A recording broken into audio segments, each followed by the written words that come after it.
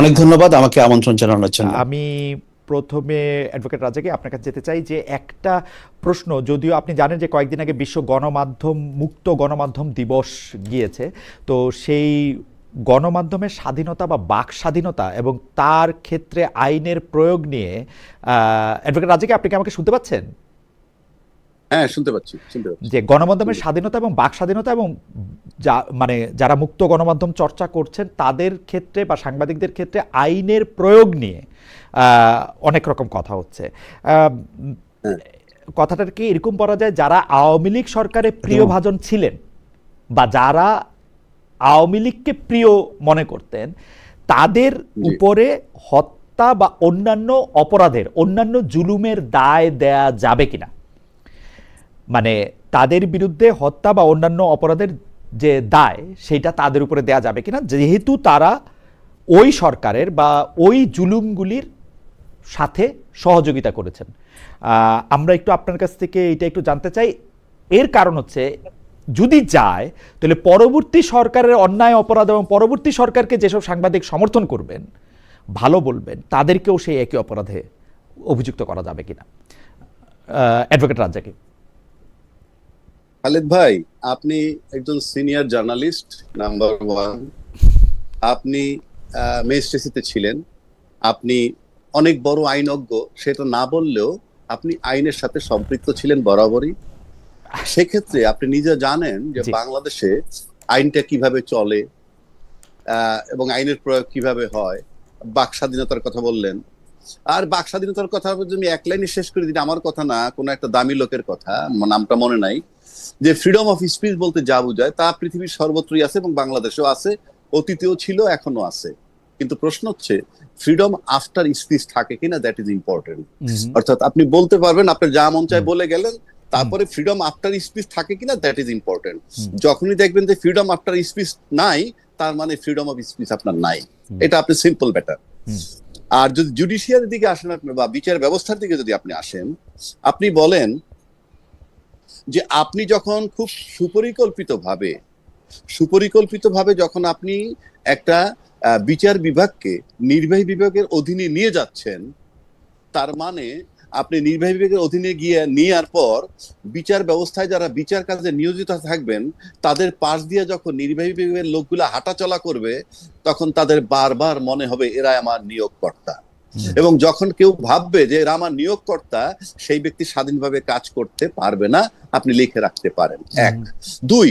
দুই, যারা বিশ্বাস করেন যে আমরা বিচার বিভাগের স্বাধীনতা চাই, তারা অ্যাটলিস্ট বিচার বিভাগের সচিবালয়টা যখন স্টপ করে দেয়, বন্ধ করে দেয়, আইনটাকে পাশ না করে, দ্যাট ইজ অধ্যাদেশটাকে বাতিল করে দিয়ে বা তাকে গ্রহণ না করে, যখন একটা সচিবালয়, বিচার বিভাগের জন্য আলাদা সচিবালয় হয়েছে, সেই অবস্থায় যখন তাকে স্টপ করে দেওয়া হয়, তখন তো আপনাকে বোঝা যায় ইন্টেনশন কি।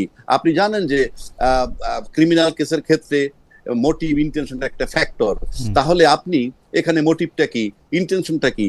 আপনি বিচার বিভাগের স্বাধীনতা চাইবেনই, তাহলে আপনি কেন এই পৃথক বিচার বিভাগের যে পৃথক সচিবালয়, সেই অধ্যাদেশটা আমরা কেন পাশ করলাম না? সুতরাং এটা আপনি একটা বিরাট বার্তা দিয়ে দিচ্ছেন অলরেডি যে ইয়েস। আমার মনে হয় যে আপনি এই সরকারের ইন্টেনশনের কথা বলতেছেন, কিন্তু আমি যেটা আপনার কাছে একজন আইনজ্ঞ হিসেবে জানতে চাই যে, মানে অ্যাডভোকেট রাজাকে, মানে আমি আর যাই হই, আইনজ্ঞ তো কিছুতেই না, কারণ আমি আইন বিষয়ে আমার কোনো পড়াশোনা, মানে ডিগ্রিই নাই, তো আইনজ্ঞ তো অনেক পরের ব্যাপার। আমি যেটা জানতে চাইতেছি যে আপনি যাদেরকে বলতেছেন যে উনি মিডিয়াতে আওয়ামী লীগ সরকারের পক্ষে কথা বলেছেন, সেই জন্য তার বিপক্ষে আওয়ামী লীগ সরকারের যত খুন, যত জুলুম, সেইটা আমরা তাকে এনাবলার বলে তাকে আমরা বিচার করতে পারি, এবং এইটা বলে আপনি এক ধরনের জনসমর্থনও আমরা এর পক্ষে দেখছি। এইটা আসলে বিচার ব্যবস্থার জন্য বা মুক্ত স্বাধীনতার জন্য কতটা ঠিক? আমার প্রথম কথা হলো যে এই যে অভিযোগগুলো, যে কে হত্যা করলো, কে ক্ষমতায় থেকে হত্যা করলো, কার ইঙ্গিতে হত্যা হইলো, এটার বিচার নিয়ে যখন আমরা আলোচনা করি, আমরা যেমন কি বলে স্বাধীনতা বিরোধী শক্তি নিয়ে আলোচনা করি, তারা দীর্ঘদিন স্বাধীনতা বিরোধী শক্তি, কেউ কেউ বলছেন যে তারা ক্ষমা চাইলে আমরা টকশোতেও শুনছি, আপনিও শুনছেন যে জামাতে ইসলাম বা এরা ক্ষমা চায় না কেন, এরা ক্ষমা চাইলেই তো হয়ে যায়। এখন আমি আপনাকে একটা কথা বলি, এই যে অভিযোগগুলা, এটা কি আসলে রিয়েল কমপ্লেন নাকি পলিটিক্যাল কমপ্লেন? এই জায়গাটা আপনাকে প্রথম অ্যাসার্টেন করতে হবে। এই অভিযোগগুলো কি রিয়েল অভিযোগ না রাজনৈতিক অভিযোগ? কেন বলছি, আপনি যেহেতু বিচার বিভাগে ছিলেন সেজন্য বলছি যে কতগুলা অফেন্স আছে যেটা আপনি আদালতের অনুমতি নিয়ে করতে পারেন, কম্প্রোমাইজ করতে পারেন। কিছু আছে অনুমতি না নিয়ে কম্প্রোমাইজ করতে পারেন, আবার কিছু আছে আদালতও পারমিশন দিতে পারবে না কম্প্রোমাইজ করতে, এটা নিশ্চয়ই আপনি জানেন। তো সেক্ষেত্রে আপনি যদি 2 লক্ষ মা বোনের ইজ্জত যখন লুটে নেওয়া হইলো, কিংবা 30 লক্ষ শহীদ হইলো, শহীদ আমরা বলি যুদ্ধের জন্য, কিন্তু ইনফ্যাক্ট তারা তো নিহত হয়েছে বা তাদেরকে হত্যা করা হয়েছে, তাহলে এই হত্যার যে বিচার এবং ধর্ষণ যদি বলেন, মা বোনের সম্ভ্রম নষ্ট করা, সেটার যে বিচার, এগুলো তো কোনোভাবে কম্পাউন্ডেবল না, এটা ক্ষমা চেলেও মাফ হবে না। তাহলে এই অভিযোগটা 55 বছর ধরে চললো, 2টা সরকার, আজকে যারা ক্ষমতা আছে তারা এবং যারা পতিত সরকার হইলো, ঘুরে ফিরে তারাই সবচেয়ে বড় রোল প্লে করছে বাংলাদেশে ক্ষমতায়। যদি বিশেষ করে আমি শেখ হাসিনার আমল ধরি, বেগম খালেদার আমল ধরি, দুইয়ে মিলে পাক্কা 30টা বছর দেশে ছিলেন, ক্ষমতায় ছিলেন। তাহলে এই অভিযোগটা কি শুধুই রাজনৈতিক অভিযোগ নাকি আসলেই ক্রিমিনাল অফেন্স? ক্রিমিনাল অফেন্সের তামাদি নাই, ক্রিমিনাল অফেন্সের মাপ নাই যে অপরাধগুলো তারা করছে। তাহলে এটার বিচার কেন হচ্ছে না? অথচ চালকাল ধরে আমরা এই শব্দগুলো শুনতেছি। একইভাবে আপনি যদি শেখ হাসিনার আমলটা নিয়ে আসেন, এটা কি এখন রিয়েল কমপ্লেন না পলিটিক্যাল কমপ্লেন? যদি রিয়েল কমপ্লেন হয় বিচার করতে হবে। ইউনূস সাহেব উনি যা করে গেছেন সেখানে যদি রিয়েল কমপ্লেন থাকে বিচার করতে হবে। তাই আমার প্রশ্ন, কমপ্লেন গুলা পলিটিক্যাল নাকি কমপ্লেন গুলা রিয়েল? এইখানে আগে আমি শেষ করছি। যদি পলিটিক্যাল কমপ্লেন হয় তাহলে আপনাদের কোনো রাইটই নেই পলিটিক্যাল ইস্যু নিয়ে 55 বছর ধরে বিতর্ক করার, নাম্বার 1। আর যদি এটা রিয়েল কমপ্লেন হয়, কারো মাফ করার অধিকার নাই, আর টিভিতে বিতর্ক করার অধিকার নাই। আপনাদের বিচার করতে হবে। আর যদি বিচার করতে না পারেন, আপনাদেরকে ব্যাখ্যা দিতে হবে কেন পারছেন না। বিচার করতে না পারলে বিতর্ক তুলবেন না, নিজেরা কুইট করবেন যার যার পজিশন থেকে, কারণ বিচার করার নৈতিক দায়িত্ব আপনার। আমার মনে হয় যে রাজ্জাকি ভাই তার জায়গা থেকে বলছেন, এটা আমরা নিশ্চয়ই আরো এটা জানতে চাইবো। আমি একটু জনাব আকবর হোসেন আপনার কাছে আসি। যে জনাব হোসেন, আমি মানে যে প্রশ্নটা করতে চেয়েছিলাম সেইটা রিপিট না করে একটু এর মধ্যে একটু সংযুক্ত করি। সেইটা হচ্ছে যে সরকারের বা একটা সাংঘাতিক ক্ষমতার কেন্দ্রবিন্দুকে যথেষ্ট পরিমাণে সমালোচনা করা হয় নাই, বা সমালোচনাই করা হয় নাই। তাদের সাথে গিয়ে ছবি তোলা হয়েছে, তাদেরকে অনেক ভালো বলা হয়েছে, তাদেরকে সোজা বাংলা ভাষায় তেল দেওয়া হয়েছে। এই অভিযোগে সাংবাদিকের বিরুদ্ধে এই হত্যা মামলা বা খুনের মামলা চলতে পারে কিনা, বা কেউ কেউ এইটাও বলতে পারেন কিনা। আমি সরকারের একজন গুরুত্বপূর্ণ লোককে এটা বলতে শুনলাম, তারা হত্যার চেয়ে খুনের চেয়েও বড় অপরাধ করেছে। এটা নিয়ে আমার দৃষ্টিভঙ্গি খুবই পরিষ্কার। আমি মনে করি যে না, এটা চলতে পারে না, অ্যাবসলিউটলি এটা চলতে পারে না। এটা খুবই অগ্রহণযোগ্য ব্যাপার। কারণ 5ই আগস্ট হয়ে যাওয়ার পরে এখন প্রায় 2.25 বছর হতে চললো। কোনো সাংবাদিক প্রায় 2.25 বছর ধরে কারাগারে আছেন এবং ওনাদের বিরুদ্ধে অভিযোগ কি? হত্যা মামলার অভিযোগ। আজকে 2.25 বছরে যদি আপনি কোনো চার্জ গঠন করতে না পারেন, বিচার শুরু করতে না পারেন, তাহলে এই মামলার আদৌ মেরিট আছে কিনা, এটা নিয়ে আমার প্রশ্ন আছে। আমি আইনের বিষয়গুলোতে অত গভীরভাবে যাব না। এটা রাজ্জাকি সাহেব যা বলেছেন উনি হয়তো সেটা আরো ডিটেইল বলতে পারেন। এখন আমি ওনার কথা সূত্র ধরেই বলছি, এখানে 2টা লেন্স আছে। আপনি কি এটাকে লিগ্যাল লেন্স দিয়ে দেখবেন নাকি পলিটিক্যাল লেন্স দিয়ে দেখবেন? আমার মনে হয় তাদের মামলাগুলোকে পলিটিক্যাল লেন্স দিয়ে বিবেচনা করা হচ্ছে।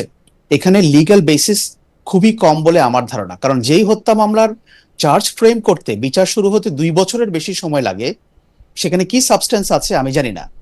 আর আপনি যেটা বললেন যে অনেক সাংবাদিক হয়তো হ্যাঁ শেখ হাসিনার প্রশংসা করেছে, তাকে সোকল তেল মেরেছে আমরা যেটা বলছেন, বা আরো অনেক কিছু করেছে, এইটা তাদের বিরুদ্ধে প্রতিহিংসা চরিতার্থ করার জন্য যথেষ্ট কারণ হতে পারে না। কারণ আপনার একটা রাজনৈতিক মতাদর্শ থাকে। এখন আমি দেখেন সাংবাদিকতাকে মানে বিচার করি হচ্ছে যে দিন শেষে পাঠক আপনাকে বিচার করবে, অ্যাবসলিউটলি, পাঠক আপনাকে বিচার করবে। অ্যাবসলিউটলি। আপনি খালিদ মহিউদ্দিন সাংবাদিকতা করেন, আপনার সমালোচনা আছে, লোকে আপনাকে প্রশংসাও করছে, নিন্দাও করছে। সো এই যে Absolutely. নিন্দা এবং প্রশংসার ভিতর দিয়েই কিন্তু আপনার সাংবাদিকতা গড়ে উঠবে। আমরা কিন্তু কাউকে বলতে পারবো না যে সবাই আমার প্রশংসা করবে। আমার বহু এনিমি আছে সাংবাদিকতায়, থাকতেই পারে। তাই বলে কি আপনি আমার বিরুদ্ধে হত্যা মামলা ঠুকে দেবেন?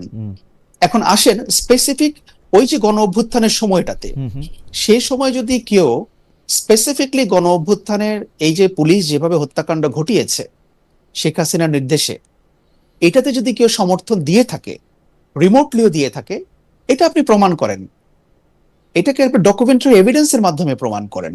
কিন্তু সেটা তো করতে পারছেন না আপনি। তাহলে একটা মানুষ কতদিন কারাগারে থাকবে? আপনি যদি মানবাধিকার সমুন্নত রাখার কথা বলেন, এটা তো বেসিক হিউম্যান রাইটস কে কন্ট্রাডিক্ট করে, তাই নয় কি? অবশ্যই। আর যদি কারো বিরুদ্ধে আপনার দুর্নীতির অভিযোগ থেকে থাকে, তাহলে সেটা চার্জ ফ্রেম আপনি করতে পারেন। কিন্তু আমার ধারণা বাংলাদেশে এটা কেউই বিশ্বাস করবে না যেসব সাংবাদিকরা কারাগারে আছেন ওনারা হত্যা মামলায় অভিযুক্ত হতে পারেন। আমি আমি জনাব আকবর হোসেন, এই প্রশ্নটা শুরুটা আপনার থেকে করি। আমি অ্যাডভোকেট রাজ্জাকের কাছে যাব যে এইটার ব্যাপারে তার মতামত জানতে। একই প্রশ্ন। আমি কিন্তু আশা করেছিলাম যখন 5 আগস্টের পরে নতুন সরকার গঠিত হয়েছে, তারা আসলে কোনো কিছু একটা লেন্সে, যেটা আপনারা দেখার কথা বলতেছেন, সেইটা একটা ক্ষমতা বানের লেন্সে দেখবেন না। কেন আমি উদাহরণ দেই, সাংবাদিকরা যে অপরাধ করেছেন প্রায় একই বা তার চেয়ে 10 গুণ বেশি অপরাধ করেছেন ক্ষমতাবান ব্যবসায়ীরা, ক্ষমতাবান সংবাদ মাধ্যমের মালিকেরা। তারা প্রায় 10 গুণ অপরাধ, আপনি যেই সময়টার কথা বলেছেন সেই সময়টা বলেছেন। আমরা কিন্তু ছাত্র, যারা বৈষম্য বিরোধী ছাত্র আন্দোলন করেছেন তাদেরকে, ডক্টর ইউনূস সরকারের সবাইকে তাদের বিরুদ্ধে একটা কথা বলতে দেখি নাই, বরং উল্টোটা দেখছি। তাদেরকে গিয়ে যারা প্রশংসা করে এসছেন তাদেরকে 21 পুরস্কার দেওয়া হয়েছে সাংবাদিকতায়, এবং অনেক হাততালি দেওয়া হয়েছে, বিশেষ সাংবাদিক সেগুলি বলা হয়েছে। এইটার কারণ কি বলে আপনি মনে করেন? মানে এটা কেমনে হইল? মানে ওয়ানলি বিকজ সাংবাদিকরা কম পয়সাওয়ালা, ব্যবসায়ীরা বেশি পয়সা? আমাকে জিজ্ঞেস করছেন, আপনি আগে বলবেন, তারপর আমরা এক্স্যাক্টলি। এক্স্যাক্টলি, আপনি খুব চমৎকার একটা উদাহরণ তুলে ধরেছেন যে দেখুন, ব্যবসায়ীদেরকে আপনি কখনো ইগনোর করতে পারবেন না। আমি যদি সোজা কথা বলি, এই যে বসুন্ধরা গ্রুপ, এই বসুন্ধরা গ্রুপ বা এদের মতো অনেকে কিন্তু 1/11 সময় পালিয়ে গিয়েছিলেন। ঠিক যখন আবার আওয়ামী লীগ ক্ষমতা আসলো, তারা কিন্তু বীর দর্পে ডবল ক্ষমতা নিয়ে তারা ফিরে আসলো। একই অবস্থা আপনি দেখেন যে এরা কিন্তু সবাই আছে, তাদের ব্যবসা চলছে, সবই চলছে, তাদের সঙ্গে এখন যারা ক্ষমতাসীন দল আছে তারা নানাভাবে বৈঠক করছে। আমরা শুনছি যে আড়ালে আবডালেও বৈঠক হচ্ছে, যেগুলো প্রমাণ করতে পারবো না, সেগুলো আমরা বলবো না, কিন্তু তারা যাচ্ছেন তো বিভিন্ন মিটিং এ। কারণ হচ্ছে যে ওনারা মনে করেন, আমাদের পলিটিক্যাল পার্টিগুলো মনে করে যে আমার ব্যবসায়ীদেরকে দরকার। কারণ কি দরকার? ব্যাপারটা এরকম হতে পারে যে আপনি একজন বিজনেসম্যান, আপনার বিরুদ্ধে কিছু অভিযোগ উঠেছে, এখন সেই অভিযোগটাকে আপনার এগেইনস্টে ব্যবহার করে মানে আপনাকে একটা ক্যাশ কাউ করা হবে, যত বেশি দুগ্ধ দহন করা যায় ওইটা দিয়ে টাকা বের করা হবে। এখন সাংবাদিকের ক্ষেত্রে তো আপনি সেটা পারবেন না। আপনি বা আমি কারাগারে গেলে আমার এবং আপনার ফ্যামিলি সাফার করবে, তাই নয় কি? আমার জন্য আপনার জন্য জামিনে এসে 5-10 জন লয়ার দাঁড়াবে না, যারা পলিটিক্যাল ব্যাকআপ আছে তাদের জন্য দাঁড়াবে। সো এটা ইজি, সাংবাদিকের বিরুদ্ধে ন্যারেটিভ তৈরি করাটাও ইজি। আমি বলছি না যে তারা কোনো একেবারে সবাই দুধে ধোয়া তুলসী পাতা এই টাইপের। প্রত্যেকটা প্রফেশনে করাপশন আছে। আমাদের বাংলাদেশের প্রতিটা প্রফেশন করাপ্ট। আইনজীবীদের মধ্যে করাপ্ট নেই? আমরা তো জানি সুপ্রিম কোর্টে বা হাইকোর্টে কি হয়, নিম্ন আদালতে কি হয়। ব্যবসায়ীদের মধ্যে আছে, বিশ্ববিদ্যালয়ের শিক্ষকদের মধ্যে আছে, সাংবাদিকদের মধ্যেও আছে। ওকে, পলিউশনটা সাংবাদিকদের মধ্যেও আছে। সো ব্যাপারটাকে আপনার দেখতে হবে। জি, আপনি শেষ করেন। জি, সেজন্য আমি বলছি যে ব্যাপারটাকে আপনি দেখতে হবে। আপনি যদি দেখেন যে এটাকে রাজনৈতিক দৃষ্টিভঙ্গি থেকে, তাহলে একটা উত্তর পাবেন, আপনি সেভাবে দেখবেন। আর যদি আপনি আইনগতভাবে দেখেন তাহলে আরেকটা উত্তর পাবেন। যেটা আমি বলছিলাম যে যদি আইনগতভাবে দেখেই থাকেন, তাহলে একটা ব্যক্তির এগেইনস্টে আজকে 2 বছরেও চার্জ ফ্রেম হলো না কেন, বিচার শুরু হলো না কেন? এতদিনে তো রায় হয়ে যাওয়ার কথা ছিল। আমি একটু জনাব আকবর হোসেনের কথাটা একটু ধার করি যে সাংবাদিকদের বিরুদ্ধে নেগেটিভ তৈরি করাটা ইজি, ওদেরকে শাস্তি দেওয়া ইজি, যেই কারণে মানে সেটা ডক্টর মোহাম্মদ ইউনূস সরকারও যেটা করেছেন, বর্তমান সরকারও সেটা কন্টিনিউই করতেছেন, মানে একটু আলাদা না।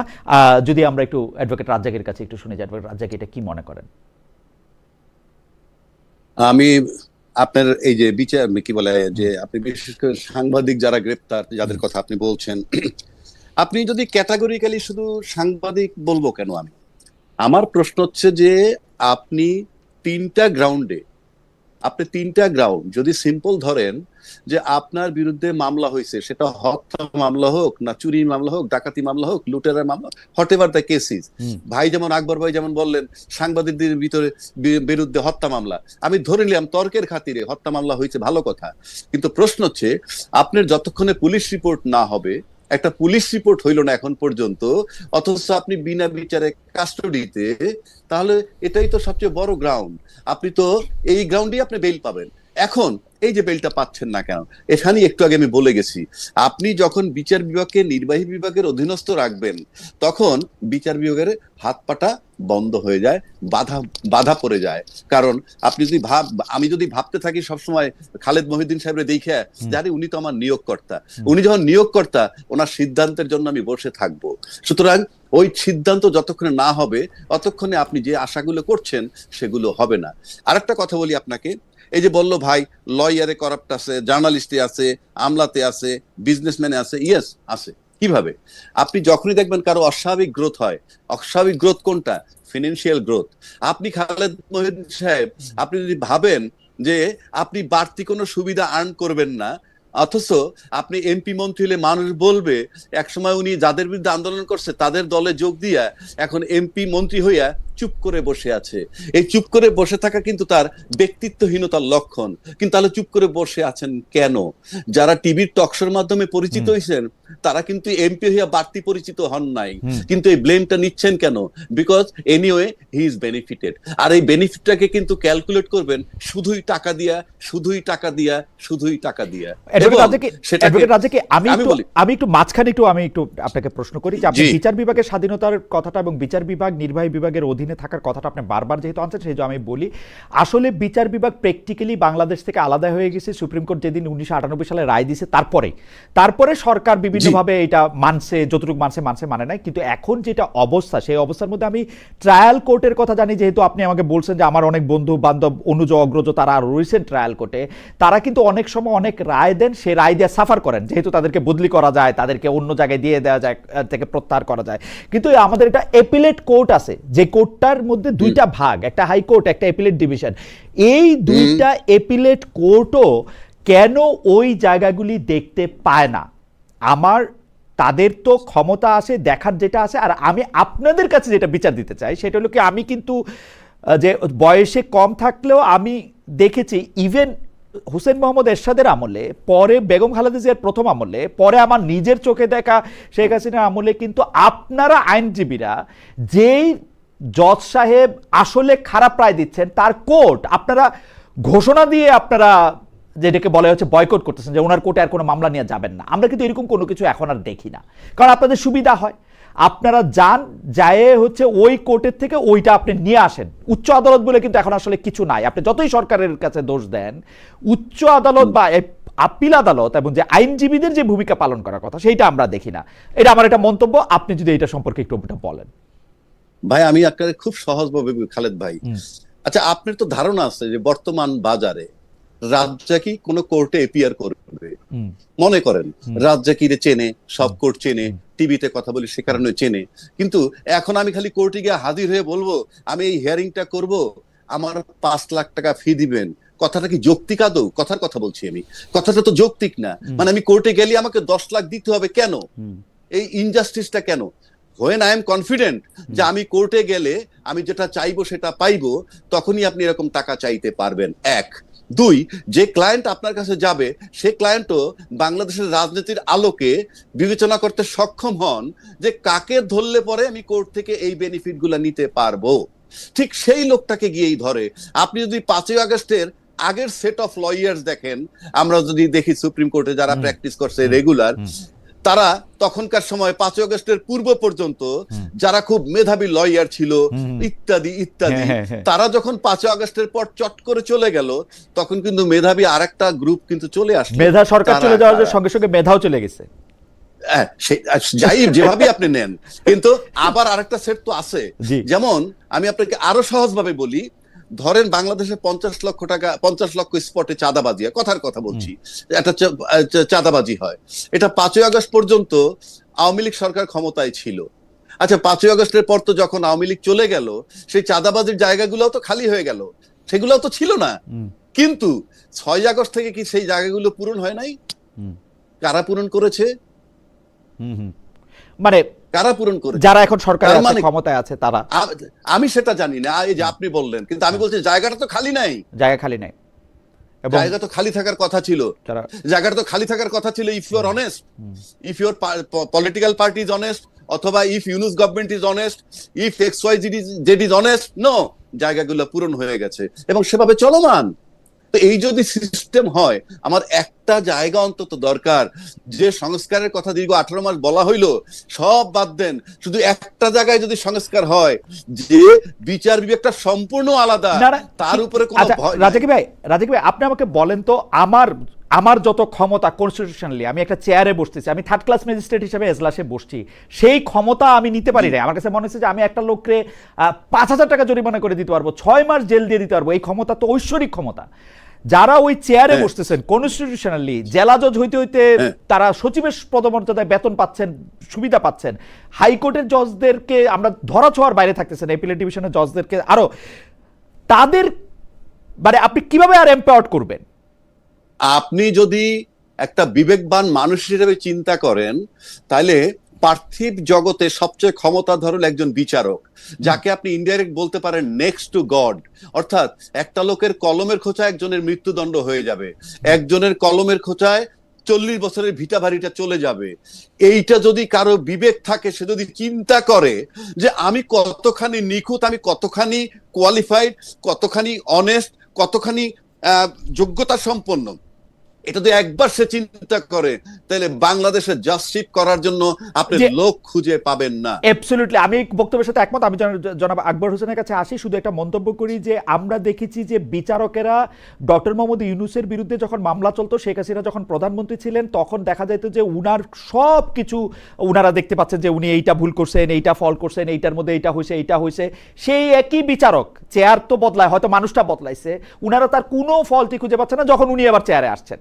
মানে এটা তো কোনো একটা বিচারকদের কাজ হইতে পারে না। সেই বিচারকরা কি মানে মানে যাই হোক, জনাব আকবর হোসেনের কাছে আমি আসি। জনাব আকবর হোসেন, আমরা পরবর্তী প্রসঙ্গে যাই। আমাদের কাছে দুইটা প্রসঙ্গ নিয়ে আমরা আসলে অনেক বেশি আলোচনা করতেছি গত 3 সপ্তাহ ধরে, কিন্তু এই আলোচনাটা হয়তো আমরা কন্টিনিউ করব। একটা হচ্ছে যে হামের টিকা দেওয়ার ক্ষেত্রে কি ডক্টর মোহাম্মদ ইউনূস সরকারের বড় কোনো গাফিলতি ছিল কিনা, আর দুই হচ্ছে মার্কিন যুক্তরাষ্ট্রের সঙ্গে আমরা যে চুক্তি করেছি, সেই চুক্তিটা আসলে এই সরকারও কন্টিনিউ করতেছে, এই চুক্তিটা আমাদের জন্য ভালো কি মন্দ। আপনি যে কোনো বিষয়ে আপনি আলোচনাটা শুরু করতে পারেন, আমরা রাজ্জাকের ভাইয়ের কাছ থেকে তার মন্তব্য শুনবো। আপনি হাম বা মার্কিন যুক্তরাষ্ট্রের চুক্তি, যেটা নিয়ে আপনি বলেন। হ্যাঁ, শুরু করছি। একটা ইন্টারেস্টিং ব্যাপার হচ্ছে, মানে আমি সরকারি চাকরিটা ছাড়ার পর বিভিন্ন জায়গায় যে ইন্টারভিউ গুলো দিচ্ছি, আমাকে অনেকে ইন্টারভিউ করছেন যে ইন্টারিম গভর্নমেন্টের স্পোকস পারসন হিসেবে, অনেকটা সেরকম ভাইব পাওয়া যাচ্ছে আর কি বিভিন্ন জায়গায়। মানে অ্যাজ ইফ ইন্টারিম গভর্নমেন্টের অনেক সিদ্ধান্ত বা অনেক কিছু হয়তো আমার জানা আছে। না, আমি শুধু আপনাকে একজন বিশ্লেষক হিসেবে, মনোযোগী পাঠক হিসেবে, যেহেতু আমি অনেক কিছু জানি, আমি ওই জায়গা থেকে আমি আপনাকে দায়ী করতেছি না, কারণ ডক্টর মোহাম্মদ ইউনূস সরকার বা এই সরকার, আমি দায়ীর কথা বলছি না। আমি অন্য আমার যে সাম্প্রতিক যেগুলো দেখছি আর কি, সেখানে আমার কাছে মনে হচ্ছে। আচ্ছা, প্রথম কথা হচ্ছে যে হামের প্রসঙ্গটাতে আসি। দিস ইজ ভেরি স্যাড যে এরকম একটা সিচুয়েশন বাংলাদেশে ঘটেছে। প্রতিদিনই শিশু মৃত্যুর ঘটনা ঘটছে এবং আমরা দেখছি 8 জন, 10 জন, 15 জন, 17 জন, 18 জন পর্যন্ত এরকম হয়েছে। এবং এই ব্যাপারটা কিন্তু ধরেন 2 মাস আগে যেভাবে শুরু হয়েছিল, এখনো আমরা কোনো কমতির কোনো লক্ষণ দেখছি না। এখন একটা তো আছে যে ট্রিটমেন্টের প্রসঙ্গ, আরেকটা হচ্ছে যে এই ঘটনাটা কেন ঘটলো, এটার এতদূর এটা আসলো কি করে এটা স্প্রেড হচ্ছে।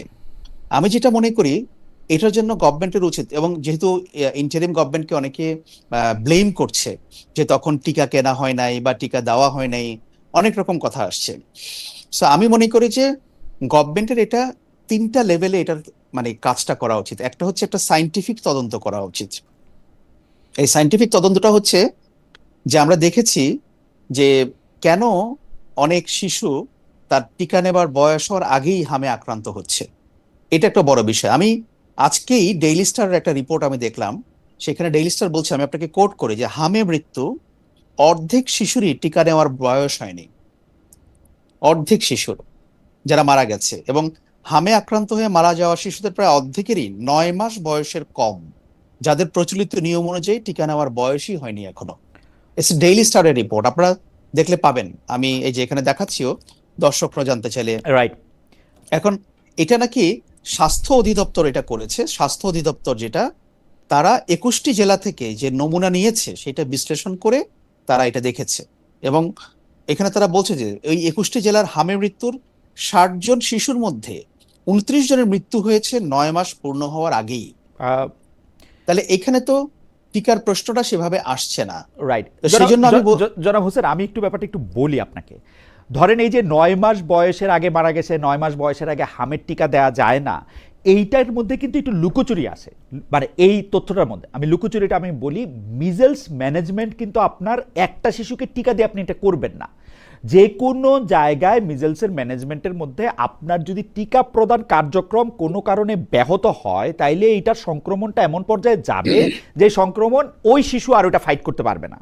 ওইটা হয়েছে মানে আমার জানার ইচ্ছা, আপনার এই কথাটা আমার কাছে খুব প্রণিধানযোগ্য মনে হচ্ছে যে আপনি একটা বৈজ্ঞানিক তদন্ত চাচ্ছেন যে এইটা আসলে হয়েছে কিনা।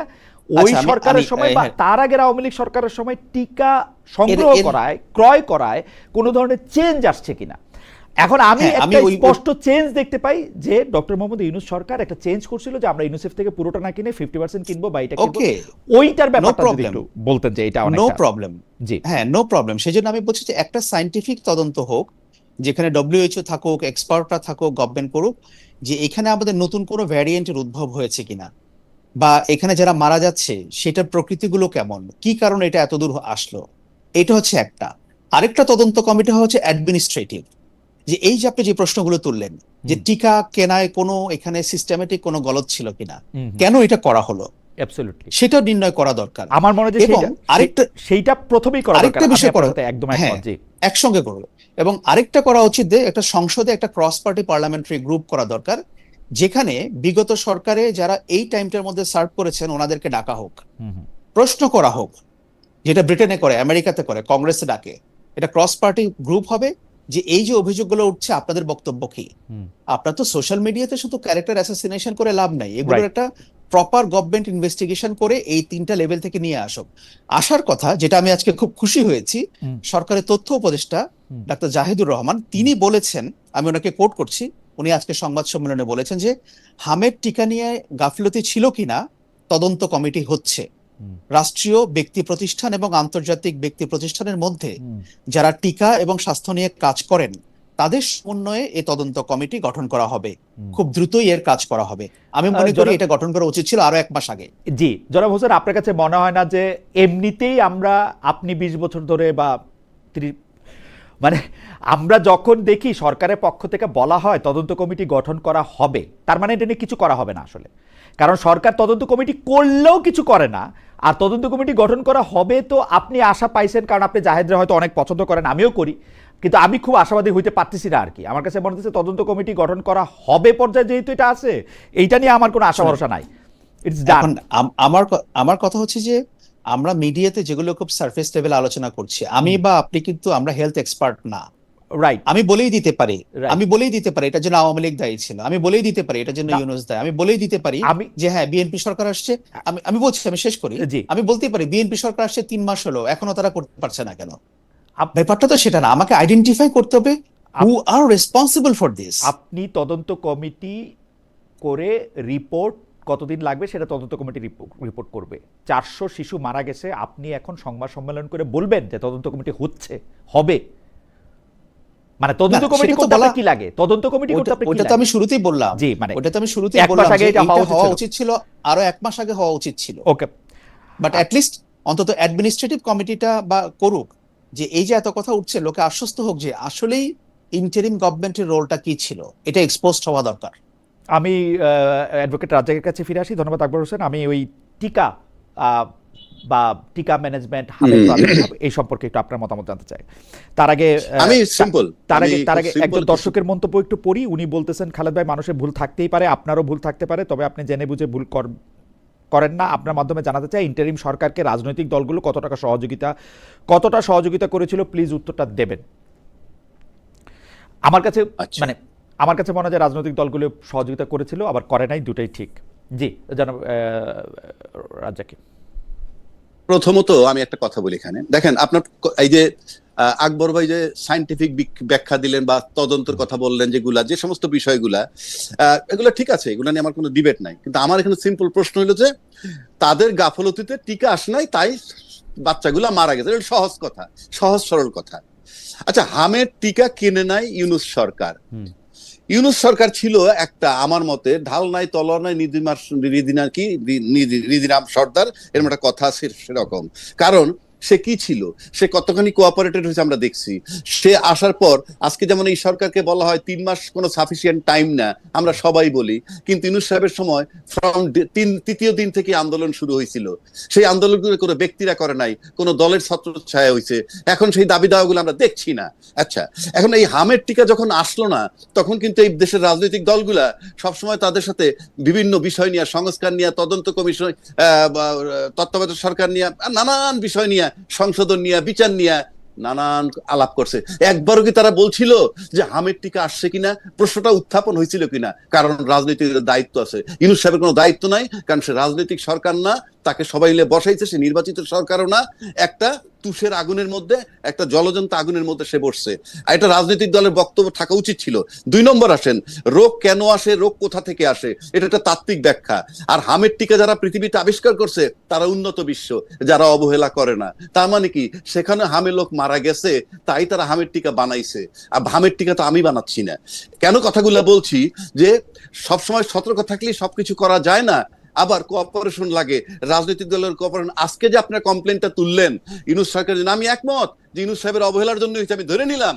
তাহলে একই কথা আসে, এটা কি রিয়েল কমপ্লেন না পলিটিক্যাল কমপ্লেন? আবার এই তদন্ত, হামের টিকার বিষয়ে তদন্ত হবে মানে কি? ক্রিমিনাল অফেন্স হয়ে গেছে, উনি টিকা আনেন নাই, মানে প্রসিকিউশন শুরু হয়ে যাবে, তার বিরুদ্ধে মামলা শুরু হয়ে যাবে। আমি টাইম দিচ্ছি কেন, মানে কি?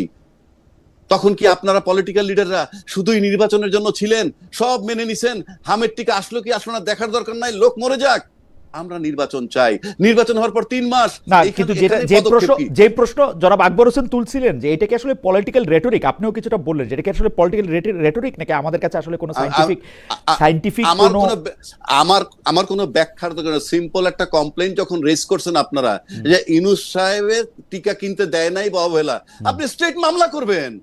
এখানে মানে এত কথা কিসের? মামলা করে আপনি প্রমাণ করেন, yes it is done by him. আপনি পলিটিক্যাল কমপ্লেন করছেন, আমি বারবার একই কথা, আমি কিন্তু এটা আমি অনেক চিন্তা করে বলছি। আপনার রাষ্ট্রের বলতে হবে এটাকে রিয়েল কমপ্লেন না পলিটিক্যাল কমপ্লেন। আমরা কিন্তু আপনি ডক্টর ইউনূস সরকার আমলে অনেক আন্দোলনের কথা বলেছিলেন, কিন্তু আমরা কিন্তু রাস্তায় এরকম কোনো সড়ক দুর্ঘটনার ক্ষেত্রে আমার একদম স্পেসিফিকলি মনে আছে, আমরা কিন্তু ওই সরকারের বিরুদ্ধে অনেকগুলি রিট আবেদন দেখেছি।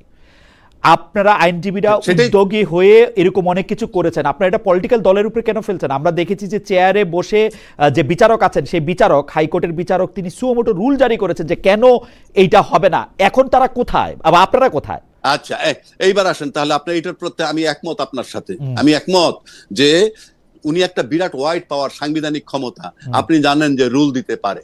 যেমন ধরেন, আমি তো এখন তর্কের খাতির বলি, আমি কারো পক্ষে বিপক্ষে বলছি না। যেমন ধরুন, আপনি এখনো বলছেন যে আপনি সংবিধান মোতাবেক আছেন, আমরা বারবার কিন্তু বলতেছি সংবিধান মোতাবেক আছি, কিন্তু নির্বাচনটা সংবিধান মোতাবেক হয় নাই, আমি 100% নিশ্চিত। কারণ আপনার সংবিধান বলছিল সংসদ ভেঙে যাওয়ার পর 3 মাসের মধ্যে নির্বাচন দেওয়ার কথা। সেই নির্বাচন আসলো 2026-এর ফেব্রুয়ারিতে। এইটা আমার এক্সিস্টিং সংবিধান মোতাবেক পারমিট করে না, আমি চ্যালেঞ্জ করছি, নাম্বার 1। নাম্বার 2, তারপরও যদি আপনি গায়ের জোরে ঢুকে যান যে আপনি সংবিধান মোতাবেক নির্বাচন করছেন, তাহলে সংবিধানের 4-এর ক মোতাবেক এতক্ষণ পর্যন্ত যেহেতু সংবিধান সংশোধন হয় নাই, সংবিধানের 4 কয়ের অনুচ্ছেদ মোতাবেক সর্বত্র বঙ্গবন্ধুর ছবি ঝুলানো থাকার কথা, আপনি কিন্তু ঝুলাচ্ছেন না। এগুলি পরে আমি সব ঠিক করে নিব, আমার সংবিধানে আমি এগুলি বহুত কিছু আমি ভূতাপেক্ষ ঠিক করে নিব। আপনি যখন ঠিক করে নিবেন তখন থেকে অপরাধটা হবে না, যতক্ষণ ঠিক না করেন ততক্ষণ কি? এখন অপরাধী আসি, সে এখন অপরাধ থেকে দায় মুক্তি পাওয়া যাবে ঠিক করে, অসুবিধা কি আমার? বাংলাদেশের সংবিধান তো আমার তাই শিখাইছে, তাই না? বাংলাদেশের সংবিধান তো আমাকে বলে নাই যে আগে ঠিক করে পরে ভালো কাজ করব। আমি দেখছি আগে ভালো কাজ করে পরে এটা ঠিক করব। তাহলে তো জীবন তাই আপনি শিখছি। বাংলাদেশ সংবিধান, আচ্ছা আপনি তো বাংলাদেশ সংবিধানে হাতই দিতে পারবেন না যদি ওইভাবে আসেন, বা- আপনি হাতই দিতে পারবেন না। হাত জোর করে দিছি, পারবেন না। জোর করাটা ঠিক করে নিব। হ্যাঁ, এখন আমি আপনাকে বলি একটা কথা, আপনি যেটা ঘর বন্ধ করে তালা চাবি নিয়ে যান, তাহলে সেই ঘরটায় ঢোকার কিন্তু দুইটা উপায়। এক, যে চাবিটা নিয়ে গেছে তারে আইনে চাবিটা এনে দরজা খুলে ঢুকবেন, অথবা দরজা ভেঙে ঢুকবেন। আমি ঘর ভেঙে তো ঢুকবো। এখন আমি দরজা ভেঙে আপনি তো ঢুকবো। ঘর ভেঙে দরজা ভেঙে আপনি ঢুকবো। দরজা ভেঙে ঢুকেন তো, ঢুকছেনই তো অলরেডি, আবার ঢুকবেন কি? সেইটা তো কোনো আপনি তো সেইটা ঢুকে আমি আমি সুতরাং আমি- আমার মনে হয় যে দেখেন, কোনো একটা আপনি- জায়গায় গিয়ে তো আমাদের না, না, থামতে হবে। আপনি- অ্যাডভোকেট রাজা কি না, না, কোনো একটা আপনি- জায়গায় গিয়ে তখন থামতে আপনি হবে, তাইলে তো আপনি আমি সেটাই, আপনি আনকনস্টিটিউশনাল সুমোটো কাজ রুলের কথা করতেছেন বল, কনস্টিটিউশনের জন্ম থেকেই। না, আমি সুমোটো রুলের জায়গায় আসছি, আপনি জি, যেটা বললেন। জি। তা আপনি যখনই দরজা ভেঙে ঢুকবেন তখনই তো আমার রুল দেওয়ার ক্ষমতা আছে। হুম। আমি দিচ্ছি না কেন? আমি দিচ্ছি না এই কারণে আমি আপনার অধীনস্থ তাই। ভাই আমি সহজ জিনিসটা বুঝি। আমি বুঝি আমাকে 106 করে আমাকে ডাইকা জিজ্ঞেস করা হয়েছে যে এইগুলি যে কাজগুলি আমি করছি সেই কাজগুলি ঠিক আছে কিনা। আমার ব্রাদার জাজেরা সবাই মিলা বসে, চিফ জাস্টিস সহ সবাই মিলা বলছে যে ঠিক আছে। আমি এই জায়গা থেকে আসি, এটা যদি ঠিক থাকে তারপরের গুলি, কারণ আমি যদি এখন ওই ক্ষুদ্রতম কণা বাইর করতে চাই অণুর মধ্যে, পরমাণুর মধ্যে, এই সেইটা তো কোথাও গিয়ে তো আমার থামতে হবে। আমি একটা জায়গায় থামি। আচ্ছা খালেদ ভাই, আমি আপনার একটা সিম্পল প্রশ্ন করি, যদি জি। আপনাকে আমার প্রশ্ন করা ঠিক না, জি, আমি আপনার কাছ থেকে বল। আপনার কাছে বোঝার জন্য আমি বল। একটা, মনে করেন আমি একজন ছাত্র, আপনি একজন টিচার। না, আচ্ছা বলেন। না, আপনি ধরেন আমি এটা জানার জন্য যেই প্রশ্নগুলো আমাদেরকে এতক্ষণ আপনি করলেন কথার কথা, সেই প্রশ্নগুলোর সাথে যারা কনসার্ন ব্যক্তি, তাদেরকে কি আপনারা করতে পারেন না? এই কাজটা কি আপনাদের না? না, অবশ্যই আমাদের, কিন্তু আমরা হ্যাঁ। আমরা উনাদেরকে পাই না, মানে স্পষ্টত ক্ষমতায় বসার পরে মানে ক্ষমতায় পান না মানে কিভাবে? আমি একটা কথা বলি, কিছুক্ষণ আমরা হত্যা মামলার কথা বলছি, যেমন একটা সাগর রুনি হত্যা মামলা 14 বছরে তদন্ত রিপোর্ট হয় নাই, সেটা কি আপনারা প্রশ্ন করতে পারেন না? 1 কোটি বার প্রশ্ন করা হয়েছে রাজ্জাকি ভাই, 1 কোটি বার প্রশ্ন করা হয়েছে। আচ্ছা, আরেকটা আসেন, আমি আজকে আবার আরো 10 কোটি বার হত্যার করলাম। কথা মনে আছে? আপনি শারমিন রিমা হত্যার কথা মনে আছে? হ্যাঁ, আপনার? মনে আছে। আচ্ছা, শারমিন রিমা হত্যাকার নিজামুদ্দিনের মেয়ে, ঠিক আছে? সেই মামলাটা সাকসেসফুল ছিল কেন জানেন? শুধু মিডিয়া কাভারেজের জন্য। আপনার মনে আছে? আমার মনে আমরা আছে। প্রতিদিন মানে পত্রিকায় দেখতাম, মুনির খুকু, জি, ওদের হ্যাঁ, কথা বলতেছেন তো? প্রতিদিন দেখতাম ফলো আপ আসতো। আপনি বলেন সত্য কিনা? প্রতিদিন অলমোস্ট ফলো আপ আসতো। রাজ্জাকি ভাই, আপনি কি আমাকে প্রশ্নটা করতেছেন, উত্তরটা দিতে দিবেন? হ্যাঁ, আমি আচ্ছা, উত্তরটা দিতে দিব। আমি উত্তরটা দেই। আমি উত্তরটা দেই। শারমিন রিমা, আমি যদি ভুল না করে থাকি, শারমিন রিমা হত্যাকাণ্ডটা ঘটছিল হচ্ছে 90-এর দশকে, মানে 90-91 এরশাদ সাহেবের মৃত্যুর, বা এরশাদ সাহেবের ক্ষমতা থেকে চলে যাওয়ার পর তখন বাংলাদেশে চাঞ্চল্যকর বলি আমরা যেসব হত্যাকাণ্ডগুলিকে বা মিডিয়া যেগুলিকে ফলো করবে সেগুলি যত পরিমাণ ছিল, তার থেকে এই 40 বছরে বা এই 35 বছরে তার পরিমাণ অনেক গুণ বাড়ছে।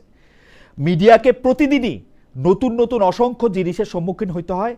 এবং তারপর আমি বলি, 2012 সালে আমার বন্ধু সাগর সরোয়ার কিংবা তার স্ত্রী, তাদের দুজনের একসাথে নৃশংস ঘটনার পর যদি আপনি সংবাদ মাধ্যমের রিপোর্টের কথা বলেন, কয়েক লক্ষ রিপোর্ট হয়েছে, কিন্তু কয়েক লক্ষ।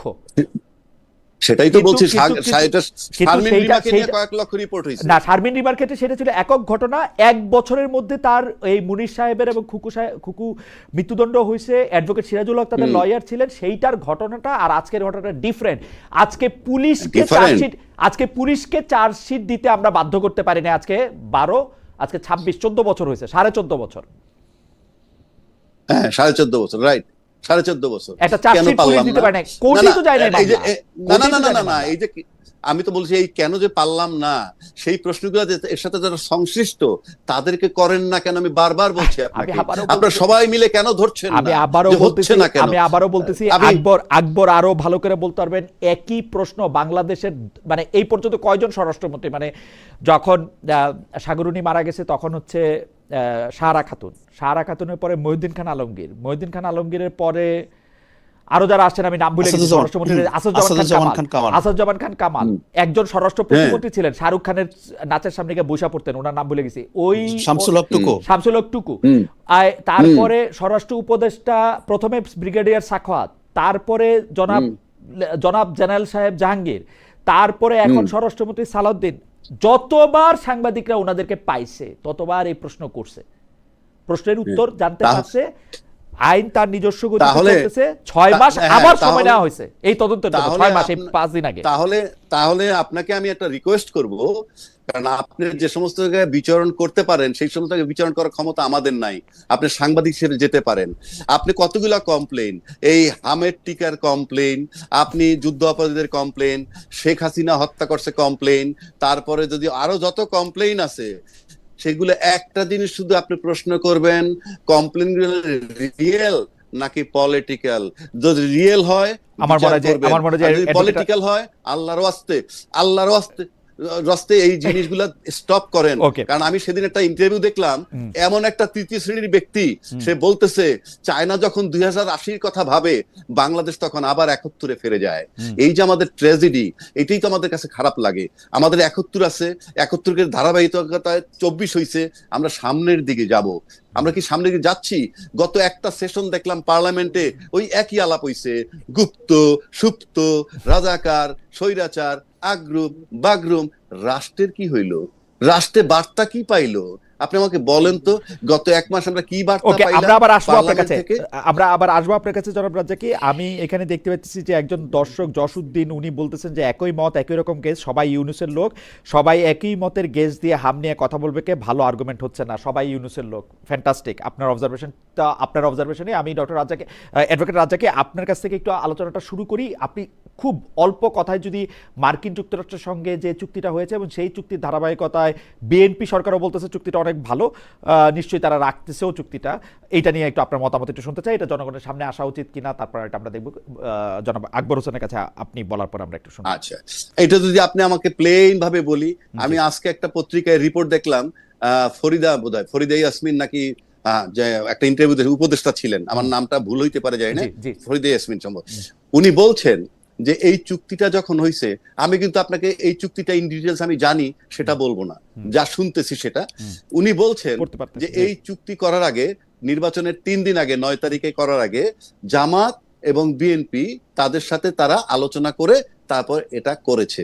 1 2, উনি আরো বলছেন জামাত এবং বিএনপির তরফ থেকে কোনো অভিযোগ আসতেছে না যে তারা এটা সম্মতি দেয় নাই, তারা নীরব রইছে। জামাত টু সাম এক্সটেন্ট এক সময় বলছে যে তারা নাকি সম্মতি দেয় নাই। এখন আমার ব্যক্তিগতভাবে প্রশ্ন, আমি যদি 300 সিট ধরি পার্লামেন্টের, 300 সিটে যারা এমপি হয়ে গেছেন তারা কিন্তু টোটাল জনসংখ্যাটাকে রিপ্রেজেন্ট করেন। টোটাল জনসংখ্যা যদি রিপ্রেজেন্ট করে থাকেন, তাহলে এই চুক্তিটা নিয়ে এখন পর্যন্ত পার্লামেন্টে চুলচেরা আলোচনা হলো না কেন? কারণ ওই ফরিদা ইয়াসমিন এটাও বলছেন যে এই চুক্তি 60 দিনের নোটিশে বাতিল করার অপশন আছে, এই চুক্তি নবায়ন করার অপশন আছে, এই চুক্তি নিয়ে সবাই মতামত নিয়ে যে কোনো রিভিউ করতে পারে, সবকিছু আছে। তাহলে আমরা এই যে, যেমন আপনি আমাকে প্রশ্নটা করলেন আমেরিকার চুক্তি নিয়ে, এই আমেরিকার চুক্তি নিয়ে কনসার্ন যারা, তাদেরকে তো জোরালোভাবে প্রশ্ন করা উচিত। এটা যদি দেশের জন্য ক্ষতিকর হয়, আপনারা কেন পার্লামেন্টের সিদ্ধান্ত নিতে পারতেছেন না? Okay. আর যদি দেশের জন্য মঙ্গলজনক হয়, তাহলে আমরা যারা এটা নিয়ে আলোচনা করি, এটা দ্বিমত করি, এটার বিরোধিতা করি, সেটাই বা কেন হবে? সুতরাং বিষয়টা পার্লামেন্টে উত্থাপন করা খুব জরুরি এবং একটা চুলছেরা বিশ্লেষণ দরকার, এবং ঐক্যমত্যের ভিত্তিতে either it will be rejected or it will be accepted.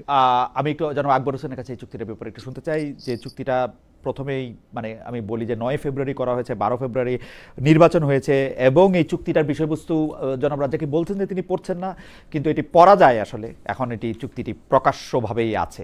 জনাব আকবর হোসেনের কাছে একটু শুনতে চাই চুক্তির ভালো মন্দ আমাদের জানার অধিকার ইত্যাদি। দেখুন, এই চুক্তি করার আগে প্রধান দলগুলোর সঙ্গে আলোচনা হয়েছে, এটা কিন্তু আজকে যে ফরিদা আক্তার বলেছেন ব্যাপারটা এমন না।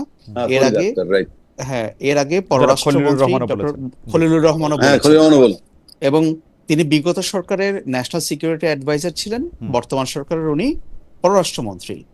কই, ডক্টর খলিলুর রহমান এই কথা বলার পরে বিএনপির তরফ থেকে তো বলা হয়নি যে না আমরা জানতাম না, আমরা এটা করিনি, বলেছে? বলে নেই। বা জামায়াত একটু নিমরাজি ভাবে বলেছে, বাট খুব স্ট্রংলি তারা বলে না, মাঝে মধ্যে চুপ থাকে, মাঝে মধ্যে তারা অন্যদেরকে দিয়ে বলায়, এরকম। এবং এনসিপি কিছু বলে না, এনসিপি কিছু বলে না কেন, সেইটা আমার কাছে রহস্যময় লাগে। তিন রকম। আপনি একদম ঠিক বলছেন যে বিএনপি এটা অস্বীকার করে নাই, খলিলুর রহমানের কথা যে বিএনপি জামাতের সাথে কথা হয়েছে, জামাত প্রথমে বলেছিল যে তাদের সাথে কোনো কথা হয় না, কিন্তু এটা নিয়ে তারা পাল্টা কোনো কিছু বলে না। আর এনসিপি এটা নিয়ে একদম চুপচাপ। এনসিপি, আমি একটা কথা বলি যে ইন্টারিম গভর্নমেন্ট, প্রফেসর ইউনূসের নেতৃত্বে যে সরকার ছিল বাংলাদেশে 1 বছর সামথিং, যাই হোক, এই সরকার এমন কোনো সিদ্ধান্ত নেয়নি, এমন একটা সিদ্ধান্তও নেয়নি যেখানে either BNP or Jamaat or এনসিপির ইনফ্লুয়েন্স ছিল না। আমি এমন একটা সিদ্ধান্ত এই সরকার নেয়নি আমার জানা মতে। ইদার বিএনপি জানতো, আমার মনে হয় নয়তো জামাত জানতো। এই ব্যাপারটা নয়তো- আপনি একটু ব্যাখ্যা করেন, কারণ এটা মনে হয় আপনি একটা খুবই এরকম কথা বলেছেন যে এটা নিয়ে আমরা হ্যাঁ। একটু রাজ্জাকি সাহেবের মন্তব্য শুনতে চাইবো। জি, অফকোর্স এটা নিয়ে আমার খোলা, এটা আমার বলার কিছু না, এটা খুবই ওপেন সিক্রেট ব্যাপার ছিল। কারণ প্রফেসর ইউনূস সরকারের তো কোনো পলিটিক্যাল ক্যারেক্টার ছিল না, but they were supported by political parties. তাদের শক্তির উৎসটা কোথায় ছিল? তাদের শক্তির উৎস ছিল যে এক্সিস্টিং পলিটিক্যাল পার্টি যেগুলো আছে, এগুলোই ছিল তাদের শক্তির উৎস। প্রফেসর ইউনূস সরকারে বিএনপির লোক ছিল না, জামায়াতের লোক ছিল না, এনসিপির লোক ছিল না, যারা পরবর্তীতে এনসিপি হয়েছে। তো ছিল তো, উনি তো সবাইকে অ্যাকোমোডেট করেছেন। এবং আপনি দেখেন যে পলিটিক্যাল ন্যারেটিভ যেগুলো তৈরি করা হয়েছে এই ইন্টারিম গভর্নমেন্টের সময়, এগুলো কি কোনোটাই, কোনো ন্যারেটিভ কি বিএনপির এগেইনস্টে গেছে? কোনো ন্যারেটিভ জামায়াতের এগেইনস্টে গেছে? কোনো ন্যারেটিভ এনসিপির এগেইনস্টে গেছে? যায়নি তো। তো তাহলে এখন তো বলে লাভ নাই। এবং আপনি দেখেন যে এই মার্কিন যুক্তরাষ্ট্রের সঙ্গে চুক্তিটা, এইটাকে আমি মনে করি কি বাংলাদেশের সবকিছুই হচ্ছে পলিটিক্যাল। এখানে আপনি রাজনৈতিক লেন্সের বাইরে আপনি কোনো কিছুকে বিচার করতে পারবেন না। এবং মার্কিন এই চুক্তিটা, এটা একটা ভূ রাজনৈতিক একটা কৌশলগত দিক। এর মাধ্যমে আমরা কি পাবো আর কি পাবো না, এই আলোচনা যতটা না করা হচ্ছে, তার চাইতে বড় প্রশ্ন হচ্ছে যে এই চুক্তিটাকে বা এই ধরনের একটা চুক্তি না করে আমরা এফোর্ড করতে পারতাম কিনা। আমি এইটাই জানতে চাইতেছিলাম যে ডক্টর মোহাম্মদ ইউনূস সরকারের উপর কি এরকম চাপ ছিল যে এইটা আপনি 9 তারিখেই আপনি এটা সাইন করেন, স্টিল 12 তারিখে একটা ইলেকশন আছে, 17 তারিখে একটা ক্ষমতার পাতা বদল আছে। ডক্টর মোহাম্মদ, আমি বলি যে ডক্টর মোহাম্মদ ইউনূসের সরকার এমন অনেক কাজ করেছে। কারণ দেখেন যে এই সরকারটা বাংলাদেশে আর কখনো ফিরে আসবে না এই কম্পোজিশনে, যে একই ব্যক্তি সমন্বয়ে বা একই স্ট্রাকচারে কিন্তু এই সরকারটা ফিরে আসবে না। হ্যাঁ, তো এই সরকারটা এমন কিছু কাজ করে দিয়ে গেছে, তারা মনে করেছে যে নির্বাচনে যেই জিতুক তাদের জন্য সহজ হয়ে যাক কাজটা, সেটাই তারা করেছে। তারা না চাইলে এটা করতে পারতো, তারা না চাইলে এটা করতে পারতো। আমার কাছে এক সপ্তাহ পরে করলে, আমার কাছে কিন্তু এটা এক সপ্তাহ পরে করলে, হ্যাঁ, এক সপ্তাহ পরে করলে আমার কাছে এটা চিরকালের ধাঁধা, যে মানে এটা মানে ডক্টর মোহাম্মদ ইউনূস সরকারের এটা কেন করতে হইলো। এটা কি এরকম হইতে পারে জনাব আকবর, যেহেতু নিরাপত্তা উপদেষ্টা সেই সময়কার বর্তমানে পররাষ্ট্রমন্ত্রী হয়েছেন, সেই নিরাপত্তা উপদেষ্টা ডক্টর মোহাম্মদ ইউনূসকে ভুল বুঝিয়ে চুক্তিটা করেছিলেন?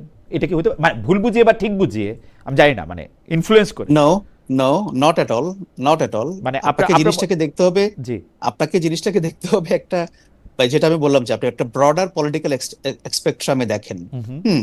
ডক্টর ইউনূস ভুল বোঝার মতো কোনো মানুষ না যে ওনাকে কেউ ভুল বুঝিয়ে দিবেন আর উনি ভুল বুঝে ফেললেন। একটা হাইলি সেন্সিটিভ টাইমে কেন এই চুক্তিটা স্বাক্ষর করতে হলো? আমি যেটা বললাম যে এটা 1 মাস পরে হলে তো এমন কোনো ক্ষতি ছিল না, একটা 1 সপ্তাহ, ঠিক আছে, এটা আমার কাছে ইলেকশনের আগে আগে এটা আমার কাছে ধাঁধার মতো। আপনার কাছে জবাবটা কি, আপনি বলেন তো কেন করলেন উনি? এখন শুনেন, আমাদের এখানে যে ভূ রাজনীতি, আমরা আমেরিকান এক্সেসের বাইরে যেতে পারবো না, পারলাম না, রাইট? হ্যাঁ, আমরা পারবো না। আমাদের সঙ্গে আমাদের এই 5ই আগস্ট পরবর্তী সময়ে আমাদের যে একটা নতুন ভূ রাজনৈতিক বাস্তবতা তৈরি হয়েছে, এখানে আমাদের বিগ নেইবার্স যারা আছে বা বিগ নেইবার যারা আছে, তাদেরকে কন্টেইন করার জন্য আমাদের আমেরিকার কাছ থেকে একটা কন্টিনিউয়াস পলিটিক্যাল সাপোর্ট দরকার, অফকোর্স দরকার। কারণ মার্কিন যুক্তরাষ্ট্র যদি সেই রাজনৈতিক সমর্থনটা বাংলাদেশের প্রতি না রাখে, বা ইউনূস সরকার বলেন বা পরবর্তীতে যে সরকারগুলোই আসবে তাদের প্রতি যদি না থাকে, বাংলাদেশের রাজনৈতিক স্থিতিশীলতাই বলেন, তখন সেটা বিপন্ন হবে। কে বিপন্ন করবে? অন্যরা বিপন্ন করবে। তখন আমেরিকা সেখানে তারা আর কোনো রোল প্লে করার জন্য সুযোগ থাকবে। আমেরিকা এরকম একটা চাপ, বা আমি যদি এটাকে সোজা টেনিদার ভাষায় বলি, যে ব্ল্যাকমেইলিং কি করতেছিল বাংলাদেশে, যে না তোমরা যদি এটা না করো এটার মধ্যে এটা হবে? না, ব্যাপারটা না ব্ল্যাকমেইলিং করার কোনো বিষয় না। মানে আমি যেটা জানতে চাইছি যে আপনি যেটা বললেন সেটাতে হচ্ছে যে আমেরিকার চাপটা সহ্য করার জন্য বা হজম করার জন্য বাংলাদেশের চুক্তিটা করা দরকার ছিল।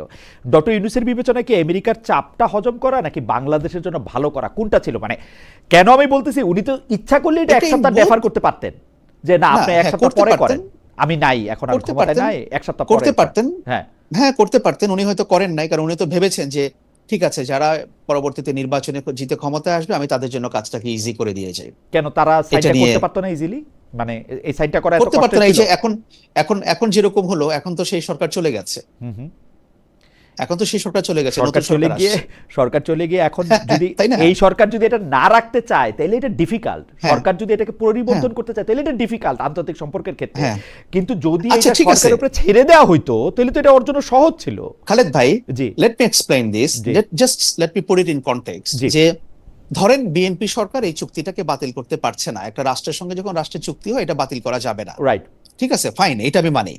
তাহলে তারা একটা পাবলিক স্টেটমেন্ট দিত পররাষ্ট্রমন্ত্রীর, যে লোক এটা হয়েছে বিগত সময়ে, বা প্রধানমন্ত্রী দিক, এটা আমরা অসহায়, আমরা না পারতে এটা মেনে নিচ্ছি, হ্যাঁ আমরা পার্লামেন্টে এটা ডিসকাস করব, আসি, কিন্তু আমাদের কোনো উপায় ছিল না, বিগত সরকার করে গেছে, আমাদের দিতে পারবে এই সরকার? না, পারবে না Do কেন? they have পারবে না that কেন? courage? পারবে না Akbar. Do they have that Akbar, courage? Akbar আপনি তো তাদের কি সেই সাহস আছে? আকবর আপনি তো আমি আমি আমি straight, না, না, হ্যাঁ, পারবে না, প্রশ্ন করছি। পারবে না। কারণ পারবে না। যদি এই সরকার মুখ দিয়া বলে, এটা সরাসরি আমেরিকার বিরুদ্ধে বিদ্রোহ ঘোষণা করা হবে। এটা এখন Exactly, এটা এখন বিএনপিও exactly. পারবে না, জামাতও পারবে না। এইটা হ্যাঁ। ডক্টর মোহাম্মদ ইউনূস সরকার এই দুটি দলের উপর এবং এনসিপির উপর, যারা বাংলাদেশটা চালাবে, তাদের উপরে একটা বোঝা, 50,000 মনের বোঝা একটা চাপিয়ে দিয়ে গেছে। No, not at all. কি করে চাপিয়ে দিয়েছে? তাহলে তারা বলুক না যে আমাদের সঙ্গে ডিসকাস করে নাই। আমাদের সঙ্গে তাহলে ডিসকাস তো কেউ করে বলছে নাই না। বলাটাও তো এখন আমেরিকা বেয়াদবি হিসেবেই দেখবে রে ভাই। কি না, ভাষাটা কেন? ফাঁসাইছে? এতটুকু- আপনি তো ভাই, 7 দিন আপনি সময় যদি- নেবেন, আপনি এটা ইউন আমি ডু বলি, ইট। আপনি যদি 2/3 সংখ্যাগরিষ্ঠতা বাংলাদেশের মানুষের ভোটে নির্বাচিত হওয়ার পর এতটুকু কথা বলতে না পারেন, এতটুকু গার্ডস যদি না থাকে, তাহলে আপনি কিসের সার্বভৌম? আমরা গার্ডসের কথাই বলি।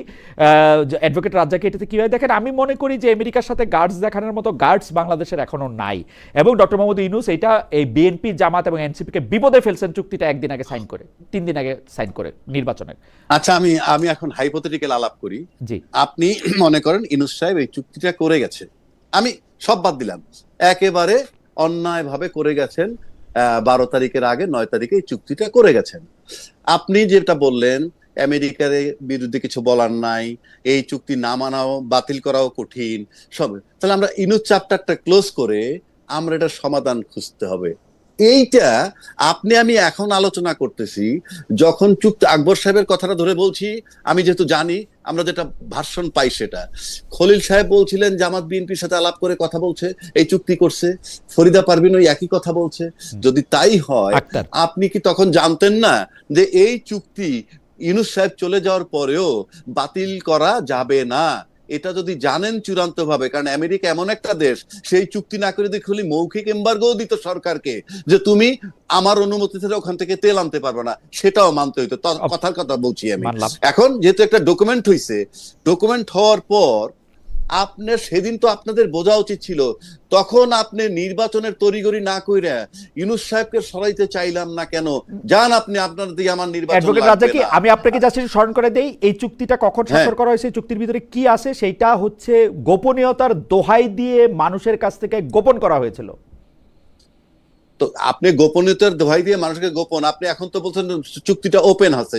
আমি এটাও জানি, যতটুকু জানছি যে ওপেন আছে, কত হ্যাঁ, এটা percentage এখন ওয়েবসাইটে tax, আছে, ওয়েবসাইটে আছে। হ্যাঁ, ট্যাক্স ধরা হয়েছিল, সেটা কিছু চুক্তি করার পর আমার গার্মেন্টস সেক্টরে 19% করা হয়েছে। এরকম সুবিধা অসুবিধা 20% একটা 19% হয়েছে, 37 থেকে ওকে, 20 আসছিল, 20 থেকে 19। 37 থেকে 20, 20 থেকে 19 করছে। আচ্ছা, ঠিক আছে। আমার কথা কিন্তু একটা, আপনার এখানে কিন্তু রোল কিন্তু আমাদের আজকে 18 কোটি লোককে যারা রিপ্রেজেন্ট করতেছে, সেই পার্লামেন্টের 300 এমপি, আকবর ভাই যেটা বললো, এনসিপি বলেন, জামাত বলেন, বিএনপি বলেন, সবার সাথে আলোচনা করেছে। তাহলে তারা সেদিন এই ইতিবাচকে না গিয়া নেতিবাচকে যে গেল না কেন? যে না, আপনি তাদেরকে চুক্তি বলা করতে হয়েছে পারবেন তৈলে না। তোমরা ক্ষমতায় আসতে পারবা, ক্ষমতায় থাকতে পারবা, নাইলে অন্য লোক এসে ক্ষমতা দখল করবে। তার মানে রেজাল্টটা কি দাঁড়াইলো? যে তারা ভয় পাইছে, দাঁড়াইলো এরকম, তারা ভয় পাইছে। রেজাল্টটা দাঁড়াইলো এরকম যে চুক্তির চাকরি তাই হোক, আমার ক্ষমতায় যাওয়া দরকার। Absolutely, বিষয়টা কি এটা বিষয়? Absolutely. আপনি এখন এই আলোচনা করতেছেন কেন? আপনার ক্ষমতায় যাওয়া দরকার। আমি একজন ওকালতি করে খাই, আমাকে যদি বলা হয় ডেইলি সকালে পার্লামেন্টে সকাল 9টায় ঢুকবা, রাত 12টার সময় পার্লামেন্ট থেকে এসে বাসায় যাবা, আমার ওই বেতন দিয়ে যদি চলতে হয়, আমার সুবিধা কি? অত কেউ গাদার খাটনি খাটে, কোর্টে তো একটা মামলা 2টা মামলার হিয়ারিং করলে গরিবানা মতো 40,000 টাকা পাওয়া যায়, তা আমি ওইটাই যাবো কেন? তার মানে কি?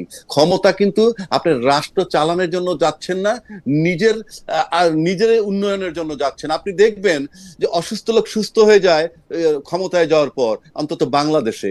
অর্থাৎ বাংলাদেশে যারা ক্ষমতায় যায় লুজ চামড়া নিয়ে গেলে টাইট হয়, আর বিদেশে টাইট চামড়া নিয়ে ক্ষমতায় যাওয়ার পর লুজ হয়ে যায়। এই যে আপনি এটাকে দায়িত্ব মনে করেন নাই, আপনি সেদিন চোখের সামনে এই এনসিপি, জামাত, বিএনপি সবাই তাহলে শুধুমাত্র নির্বাচন করবে, সেই জন্য ইউনূস সাহেব যা করছে সেটাকে আপনারা সম্মতি দিতেন। তাহলে এটার দায় কার? অবশ্যই যারা ক্ষমতা ভাগাভাগি করতেছে তাদের দায়। অবশ্যই। তাহলে আপনি শুধু তাকে দোষ দিয়ে আমি কি করব? আমি তো বললাম আপনি কালকে তার বিরুদ্ধে মামলা করেন না কেন? এখনো মামলা করতে পারতেছেন না কেন? তাকে কাস্টডিতে নিচ্ছেন না কেন? কেন নিচ্ছেন না?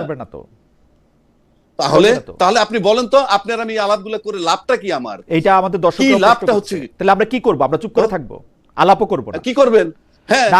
আমি মনে করি এই আলাপগুলি করা দরকার, এই আলাপগুলি করা প্রয়োজনীয়, কারণ আমরা আমাদের জায়গা থেকে এই ব্যাপারগুলি আমাদের প্রজন্মকে, তার পরবর্তী প্রজন্মকে জানাই দিতে চাই যে কিভাবে ক্ষমতা ভাগাভাগি করে সংসদে বসে, কিভাবে গণহত্যা করে।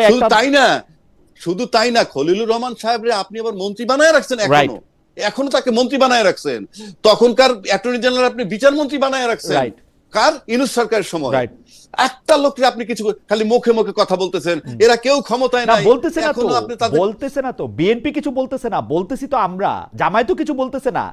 বিএনপি, জামায়াত, এনসিপি, আপনি যা বলছেন রাজ্জাকি ভাই, আমি আপনার সাথে 100% একমত। বিএনপি, জামাত, এনসিপি সবাই একইভাবে এইটার অংশীদার। এবং আকবর হোসেন আজকে সবচেয়ে প্রণিধানযোগ্য একটা কথা বলছে যে আপনি আমাকে এই 3 মাসের 100 দিনের সরকারে একটা সিদ্ধান্ত দেখান যেটা আসলে এই 3 জনের মূল চাওয়ার বাইরে হয়েছে। বা আকবর আরেকটু সুন্দর করে বলছিল। হ্যাঁ, উনি ঠিকই বলছেন, কারণ উনি এটার ভিতরে ছিলেন, এই প্রক্রিয়ার ভিতরে ছিলেন, সবকিছু উনি জানেন, দেখছেন। আমি ছিলাম না, বাট আমি অবজারভার হিসেবে বলছি।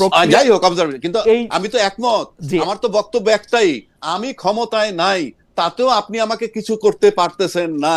তাইলে কি পরিমাণ ক্ষমতাধর ছিলেন ইউনূস সাহেব কিংবা তারই পরিষদ, যারা ক্ষমতায় নাই? না, অবশ্যই ক্ষমতাধর ছিলেন, এবং তারা হয়তো মানে এই যে বিএনপি, জামায়াত, এনসিপি এই সবগুলিকে নিয়েই আসলে তার চিন্তা ভাবনা ছিল। মানে আমার জানা নাই, আমরা পরবর্তী প্রসঙ্গে আসলে যাওয়া উচিত, আমাদের সময়ও প্রায় শেষে আসছে। আমি একটু দর্শকদের কাছে আমরা একটা জানতে চেয়েছিলাম যে কোনো দলের হয় না, আইনের মাধ্যমে পুলিশ প্রশাসন পরিচালিত হবে বলেছেন প্রধানমন্ত্রী তারেক রহমান। প্রিয় দর্শক, এতে পুলিশের নিরপেক্ষতা নিশ্চিত হবে কি মনে করেন কিনা? শতকরা 33% দর্শক মনে করছেন যে এটা হবে, শতকরা 66% মনে করছেন এটা হবে না, 21,000 ভোট দিয়েছেন। আমি জনাব আকবর হোসেন আপনাকে একটা প্রশ্ন করি যে পুলিশ প্রশাসনের, আইনের মাধ্যমে পুলিশ প্রশাসনের পরিচালন বা এটা নিয়ে, আমি গতকাল একটা অনুষ্ঠানের মানে পুলিশের কোনো কিছুর একটা অনুষ্ঠান, সেটার মধ্যে পুলিশের একজন উচ্চ পদস্থ কর্মকর্তাকে বলতে শুনলাম যে তিনি কত নিবিড়ভাবে জাতীয়তাবাদী দল করেছেন, কিভাবে জাতীয়তাবাদের পক্ষে ছিলেন, শত অত্যাচারের মুখেও কি জাতীয়তাবাদের পতাকা হাতে নিয়ে দাঁড়িয়েছিলেন। মানে আকবর হোসেন, আপনার মন্তব্য জানতে চাই। আমরা কিন্তু গত 15 বছর, আমি আবার বলি 2009 থেকে 2024 সাল পর্যন্ত এই একই কথা, কত ভালো আওয়ামী লীগ ছিলেন পুলিশ, কত ভালো ছাত্রলীগ করছেন, কত কিভাবে তারা বঙ্গবন্ধুর আদর্শে ছিলেন, কিভাবে তারা শেখ হাসিনাকে ভালোবাসেন, শ্রদ্ধা করেন, সেগুলি আমরা অনেকভাবে শুনতে পেয়েছি। একই জিনিস, মানে একই জিনিস আপনার মনে হয় কিনা? যদিও বলা হয়েছিল যে পুলিশ বাহিনীকে কখনো দলীয়করণ করা হবে না, কাউকে দলীয়করণ একই জিনিসই আমার মনে হচ্ছে, যদিও ওই এক্সটেন্টে এখনো হয় নাই। এখনই হ্যাঁ, সময় একটু গেলে হয়তো ওইদিকে এটা আগাচ্ছে। এটাকে আপনি দুই ভাবে দেখতে পারেন। আমি ওই লোকের দোষ দেই, আবার দোষ দেইও না। রেজাউল করিম মল্লিক, উনি মনে হয় ইন্টারিম গভর্নমেন্টের সময় ঢাকা একটা পুলিশ কমিশনার বা কিছু একটা ছিলেন না, বা একটা বড় পদেই ছিলেন। আচ্ছা, এই সরকারও তাকে বড় পদে রেখেছে, অসুবিধা নাই। কারণ উনি তো সরকার গঠনের পর দেখেছে যে কিভাবে অনেক যোগ্য লোককে চাপ প্রয়োগ করে সরকার থেকে সরিয়ে দেওয়া হয়েছে। তো উনিও ভাবছেন যে আমাকে তো ভাই জাতীয়তাবাদী আদর্শে আমি বিশ্বাস করি, এটা না বললে পরে আমিও ঠিক মতো টিকে থাকতে পারবো কিনা, আমাকে তো শো করতে হবে এটা। উনি হয়তো সেটা করেছেন, ব্যাক অফ ইটস মাইন্ড হয়তো ওইটাই থেকে থাকতে পারে। আর দ্বিতীয় কথা হচ্ছে যে ওনার স্পর্ধা দেখে আমি অবাক হচ্ছি যে ঠিক আছে, মানুষ তো দলীয় পরিচয়ের বাইরে অনেকে ভেতরে ভেতরে থাকে, কিন্তু উনি সেটা প্রধানমন্ত্রীর সামনে বলেছেন। হুম, এবং সরকার এটাকে কিভাবে এন্টারটেইন করে আমি সেটা দেখতে চাই। সরকার কি এটাকে টলারেট করবে যে সে এরকম একটা কথা বলেছে? আপনি জাতীয়তাবাদী আদর্শে বিশ্বাসী হন, কোনো অসুবিধা নাই। আপনি যখন একটা প্রফেশনে আছেন, সেই প্রফেশনের একটা ডিগনিটি বলে কথা আছে, হুম, প্রফেশনাল ডিগনিটি বলে একটা বিষয় আছে। হুম, হুম, আপনি সরকারকে সার্ভ করতে চান, জাতীয়তাবাদী সরকারকে, কোনো অসুবিধা নাই, সেটা আপনি আপনার দায়িত্ব দিয়ে করবেন, আপনার কর্তব্য দিয়ে করবেন। আপনি কত বড় জাতীয়তাবাদী হুম, হুম। সেটা প্রকাশ্যে বলে এটা দিয়ে কিছু অ্যাচিভড হয় না। সো আমি এটা এখন দেখতে চাইবো যে সরকার আসলে এই বিষয়টাকে কিভাবে ডিল করে।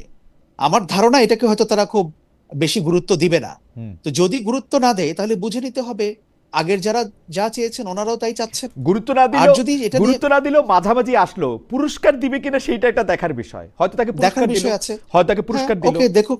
হ্যাঁ, সামনের দিনগুলোতে আমরা এটা বুঝতে পারবো। কারণ আমরা গত সরকারের সময় এগুলিকে পুরস্কার পাইতে দেখছি, এখন উনিও পুরস্কার হ্যাঁ, পান এবং কিনা। দেখেন যে এই এই এই ভদ্রলোক কথা বললেন, হুম, এমন তো না যে ঘটনা 30 বছর আগে ঘটেছে, মাত্র 15-2 বছর আগের ঘটনা। হুম। এই পুলিশ কর্মকর্তাগুলো পালিয়ে গেল, কেউ জেলে আছে। আমি চিন্তা করছি এরা যে এত সদর্পে বীর দর্পে বুক ফুলিয়ে বলছে, তাদের মনে কি কোনো জিজ্ঞাসা নাই? মনের মধ্যে কি তাদের কোনো প্রশ্ন নাই, কোনো ভয় নাই? আকবর, হাউ কাম? মানে আমি আকবর, এরকম আকবর, অবাক হচ্ছি। আকবর, আপনাকে জাস্ট আমি মনে করাই দিই, আমরা এতজন মিলা বলতে বসলাম যে শেখ হাসিনার এরকম ভাবে এরকম বাজে সংবাদ সম্মেলন করতো, সবাই মিলে তেল দিত, এই করতো সেই করতো।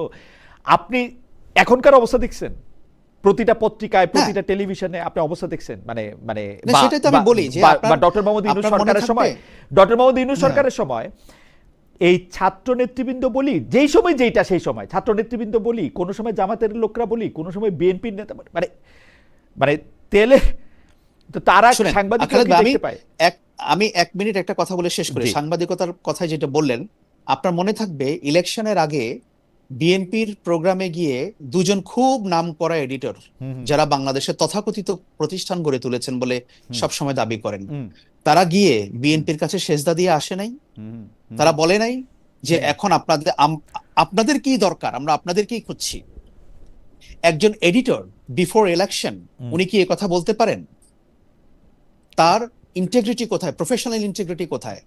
আমি বলছি না যে আপনারও একটা রাজনৈতিক আদর্শ আমি আছে, আমারও আমি আদর্শ আছে, না কিন্তু as long as I am in a profession, আপনি আমি তো একজন সাংবাদিক হয়ে আমি বলতে পারি না, তার কাছে আমি আনুগত্য প্রকাশ করতে পারি না যে হ্যাঁ আমরা চাচ্ছি আপনারাই আসেন ক্ষমতায়।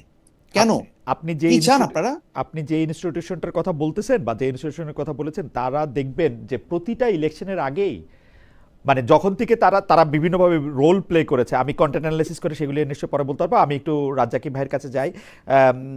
রাজ্জাকি ভাই, আমি একটু আপনার কাছে জানতে চাইবো, আহ, আহ, যেটা নিয়ে আকবর এতক্ষণ কথা বলছিলেন, যে সাংবাদিক বলেন পুলিশের পোশাক পরে জাতীয়তাবাদী হওয়া, আহ, সেইটা নিয়ে আপনার কাছে কি মনে হইতেছে, আপনি কি লক্ষণ দেখতে পাচ্ছেন? আমার কাছে সিম্পল।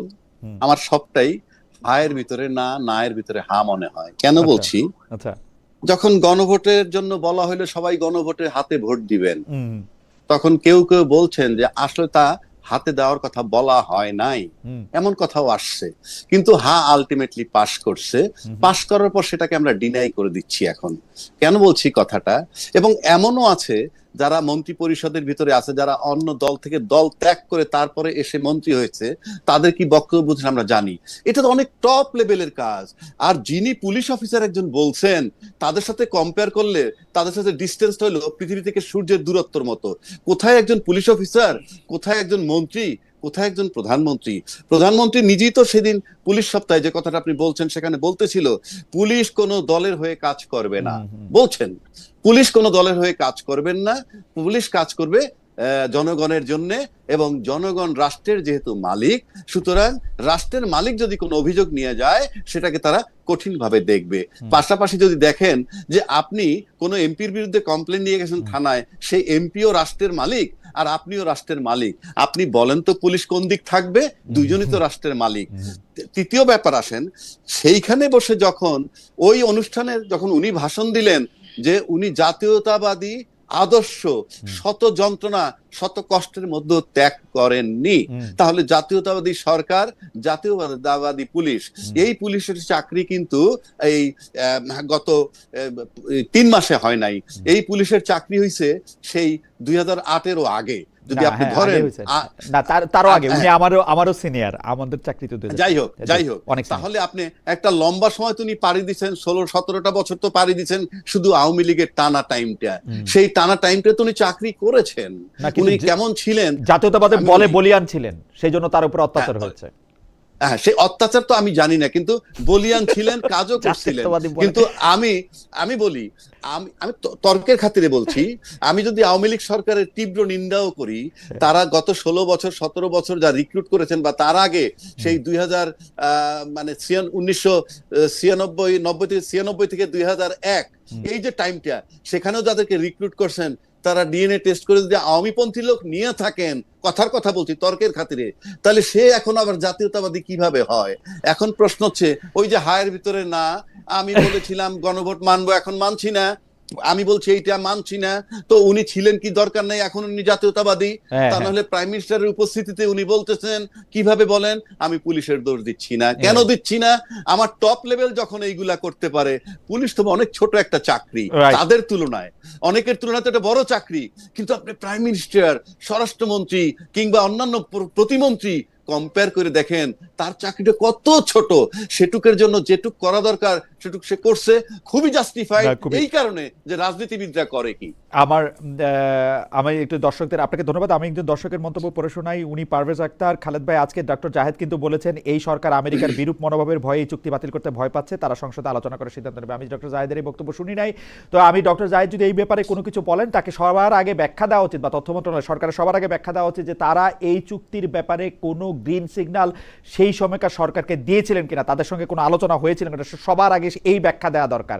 মানে এখন ভয় পাচ্ছে এই জাতীয়, মানে, এবং আরেকজন দর্শক বলেছেন ডক্টর জাহেদকে আপনার অনুষ্ঠানে চাই। আমি ডক্টর জাহেদকে চেষ্টা করছি, গত 2-3 সপ্তাহ ধরে তিনি আমাদের কথা দিচ্ছেন মানে আসবেন, কিন্তু আমরা তাকে পাচ্ছি না, তার ব্যস্ততার কারণেই হয়তো। আমরা একদম সর্বশেষ প্রসঙ্গের মধ্যে আসি, যে এই সীমান্ত নিয়ে আমরা পশ্চিমবঙ্গের ক্ষমতায় এসে বিজেপি সরকারের মুখ্যমন্ত্রী, আমি আকবর হোসেনকে দিয়েই শুরু করি, আমরা রাজ্জাকি ভাইকে দিয়ে শেষ করব। শুভেন্দু অধিকারী ঘোষণা দিয়েছিলেন যে বাংলাদেশের সঙ্গে আন্তর্জাতিক সীমান্তে কাঁটাতারে বেড়া নির্মাণের জন্য ভারতীয় সীমান্তরক্ষী বাহিনী বিএসএফকে 45 দিনের মধ্যে জমি বুঝিয়ে নেবে সরকার। অন্যদিকে আমরা এনসিপির একজন গুরুত্বপূর্ণ নেতার মুখে শুনেছি যে শুধুমাত্র সীমান্ত পহরা দেওয়া নয়, সীমান্তের মধ্যে খাল খনন বা পরিখা খনন করার কথাও বলেছেন। আপনার কাছে কি মনে হয় যে পরিস্থিতি কি আসলে ভালোর দিকে যাচ্ছে, খারাপের দিকে যাচ্ছে, বা এই ধরনের সরকার বা এরা ভালো খারাপ, আপনি যদি একটু বলেন। দেখুন, পশ্চিমবঙ্গে যে সরকার ক্ষমতায় মানে এসছে, যে বিজেপি মানে কেন্দ্রেও তারা আছে, এবং সেখানে আপনি দেখবেন যে যেভাবে মুসলিম পারসিকিউশন হচ্ছে ভারতে 2014 সালের পর থেকে, নরেন্দ্র মোদী সরকার ক্ষমতা আসার পর থেকে, এটার বিশেষ কোনো উন্নতি হবে বলে আমি মনে করি না। আর ওয়েস্ট বেঙ্গলে তারা ক্ষমতা আসার অর্থ হচ্ছে কিছু বাড়তি মানে অর্থ এখানে আছে। সেটা হচ্ছে তারা এখানে আপনি দেখবেন যে অ্যান্টি বাংলাদেশ এবং অ্যান্টি মুসলিম স্লোগান দিয়েই তারা এখানে ক্ষমতা এসছে। সুতরাং বাংলাদেশের প্রতি তাদের দৃষ্টিভঙ্গি বন্ধুত্বপূর্ণ কিছু হবে এটা আমি মনে করি না। আমি যেটা আশঙ্কা করছি সেটা হচ্ছে, দেখুন, ভারত তো গত 16 বছরে বাংলাদেশের কাছ থেকে অনেক কিছু নিয়েছে বটে, আবার অনেক কিছু তারা বাস্তবায়ন করতে পারে নাই, নিয়েও শেষ পর্যন্ত নিতে পারে নাই, এরকম ব্যাপারও আছে। সো এখন এই যে অনুপ্রবেশ এবং পুশব্যাক ফ্যাক্টরটা, এটা নতুন সরকারের উপর কোনো চাপ তৈরি করবে কিনা বাংলাদেশের সরকারের উপর, এবং সেটাকে ব্যবহার করে ভারত নতুন কোনো কিছু অর্জন করতে চাইবে কিনা ডিপ্লোম্যাটিকলি, এইটা আমার কাছে একটা বড় প্রশ্ন হয়ে রয়ে যাবে। যদিও বিএনপি সরকার এবং বিজেপি সরকার তারা চেষ্টা করছে, বাট আপনাকে মনে রাখতে হবে, বাট আমরা দেখতে পারবো যে বিএনপি কিন্তু বিজেপির রিয়েল অ্যালাই কখনো হতে পারবে না। ওদের যদি 19টা অপশন থাকে, 20টা অপশন থাকে, সেই 20টার মধ্যে 19টা এক্সস্ট করার পরেই বিএনপি কে তারা চুজ করবে। তার মানে তাদের 19টা অপশন শেষ হয়ে গেছে, সেখানে আর নাই। তো এখন একটা ওয়ার্কিং রিলেশনশিপ তো লাগবে। এখন এত বড় একটা প্রতিবেশী, তাকে তো আপনি ইগনোর করতে পারবেন না। তারাও আমাদেরকে ইগনোর। বিজেপি আসলে আওয়ামী লীগের পাশেও খুব দাঁড়ায় নাই, অন্ততপক্ষে শেষ বছর। বরং দাঁড়ায়নি কে বললো? আমার তো মনে হইলো যে, যেমন ধরেন আমি দুইটা জিনিস শুধু বলি, দাঁড়ায় নাই কেন আমার কাছে মনে হইলো, কেন্দ্রে বিজেপি গভর্নমেন্ট আছে ইন্ডিয়ার কেন্দ্রে, কিন্তু তারা কিন্তু শেখ হাসিনাকে মেক শিওর করছে শেখ হাসিনা যাতে প্রধানমন্ত্রী হিসেবে ওই দেশে নামতে না পারে। কারণ উনি প্রধানমন্ত্রী প্রোটোকল পান নাই, কিন্তু উনি প্রধানমন্ত্রী হিসেবে যান নাই, আগে পদত্যাগ করছেন, সে পদত্যাগপত্র পাওয়ার পরেই তাকে ওই দেশে নেয়ার ব্যাপারে তারা গ্রিন সিগন্যাল দিছে। আমার এইটাই মনে হয়, কারণ উনি প্রধানমন্ত্রী হিসেবে ওই দেশে যান নাই। যদি উনি শুধু প্রধানমন্ত্রী হিসেবে ওই দেশে যাইতে পারতেন, তাইলে কিন্তু তিনি আন্তর্জাতিক সংবাদ সম্মেলন করতে পারতেন, এটা বলতে পারতেন, সেটা বলতে পারতেন, আমাকে জোর করে দেশ দখল করছে, এই করছে, সেই করছে, সেগুলি বলতে পারতেন। সেগুলি কিন্তু তারা মেক শিওর করছে এটা যাতে না করতে পারে। আপনি যদি অন্যান্য সময় শেখ হাসিনা বিভিন্ন ঝামেলা ঝুট ঝামেলায় পড়ার ক্ষেত্রে আর জুলাই আগস্টে ইন্ডিয়ার অবস্থান আপনি দেখেন, আমি মিডিয়ার অবস্থান বলতেছি না, ওরা একটা বিবৃতি দেয় নাই কিন্তু শেখ হাসিনার পক্ষে, মানে 30 তারিখে একটা কোনো মতে একটা দিছে 30 জুলাই যে তাদের ব্যাপার তারা করুক। সেই সব ক্ষেত্রে আমার মনে হয় আর কি যে বিজেপি আওয়ামী লীগের পাশে দাঁড়ায় না। ভারত তো মানে তারা তো বুঝে গেছে যে বাংলাদেশে একটা গণ অভ্যুত্থান হচ্ছে এবং হাসিনা সরকারের পতন আসন্ন, এইটাও তারা বুঝে গেছে আরো আগেই। এবং সেই বুঝে যাওয়ার কারণে তাদের মূল লক্ষ্যটা ছিল কি করে আওয়ামী লীগ এবং হাসিনাকে বাংলাদেশ থেকে নিরাপদে বের করে নিয়ে যাওয়া যায়। কেন দ্যাট ওয়াজ देयर প্রায়োরিটি, এবং সেটা তো হয়েছে না। আমার কাছে কিন্তু মানে আমার কাছে গল্পটা উল্টা মনে হয়। আমার কাছে গল্পটা কেন উল্টা মনে হয়, কারণ একজন সাবেক প্রধানমন্ত্রী কোনোদিন এইটা দিয়ে দেশ মানে যেটা তারা মানে আমরা যেটা বলতেছি যে তারা এটা করতে চায়, এটা তারা কোনোদিনই করতে পারতো না এবং করতে পারেও নাই। আপনি দেখেন 2 বছরের কাছাকাছি সময় শেখ হাসিনা এখন পর্যন্ত জনসমক্ষে আসতে পারেন নাই। বাংলাদেশের কোনো সংবাদ মাধ্যম দূরে থাক, পৃথিবীর কোন সংবাদ মাধ্যম তারা এখনো কোনো সাক্ষাৎকার নিতে পারে নাই। কেন নিতে পারে না?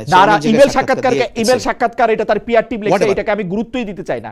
পৃথিবীর কোথাও আপনি বিদেশে কাজ করছেন, ইমেল সাক্ষাৎকার না, আমি বলি না, ইমেল সাক্ষাৎকার দিক, তার নামে তো গেছে, তার পার্টি তো অস্বীকার করে নাই যে না এটা ওনার না।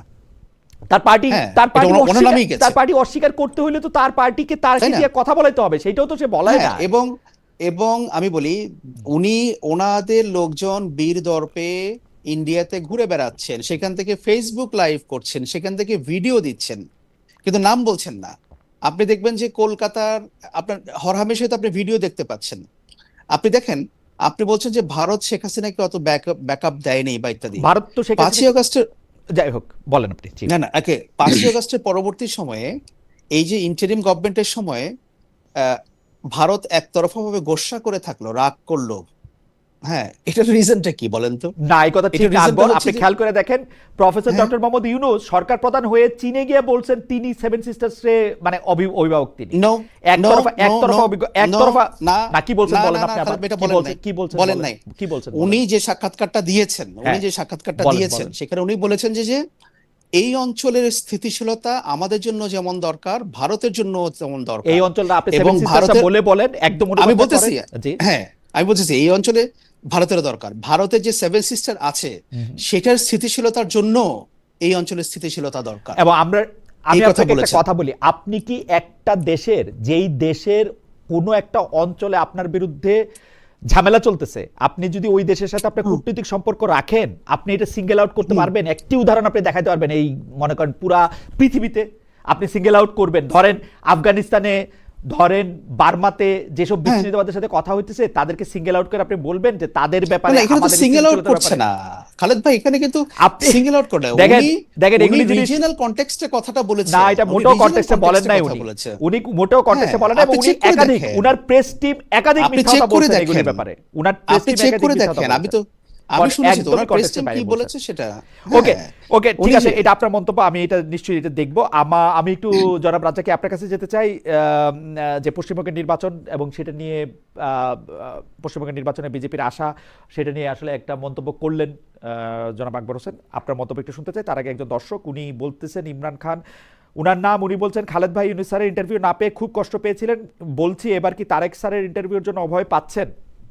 ইন্টারেস্টিং।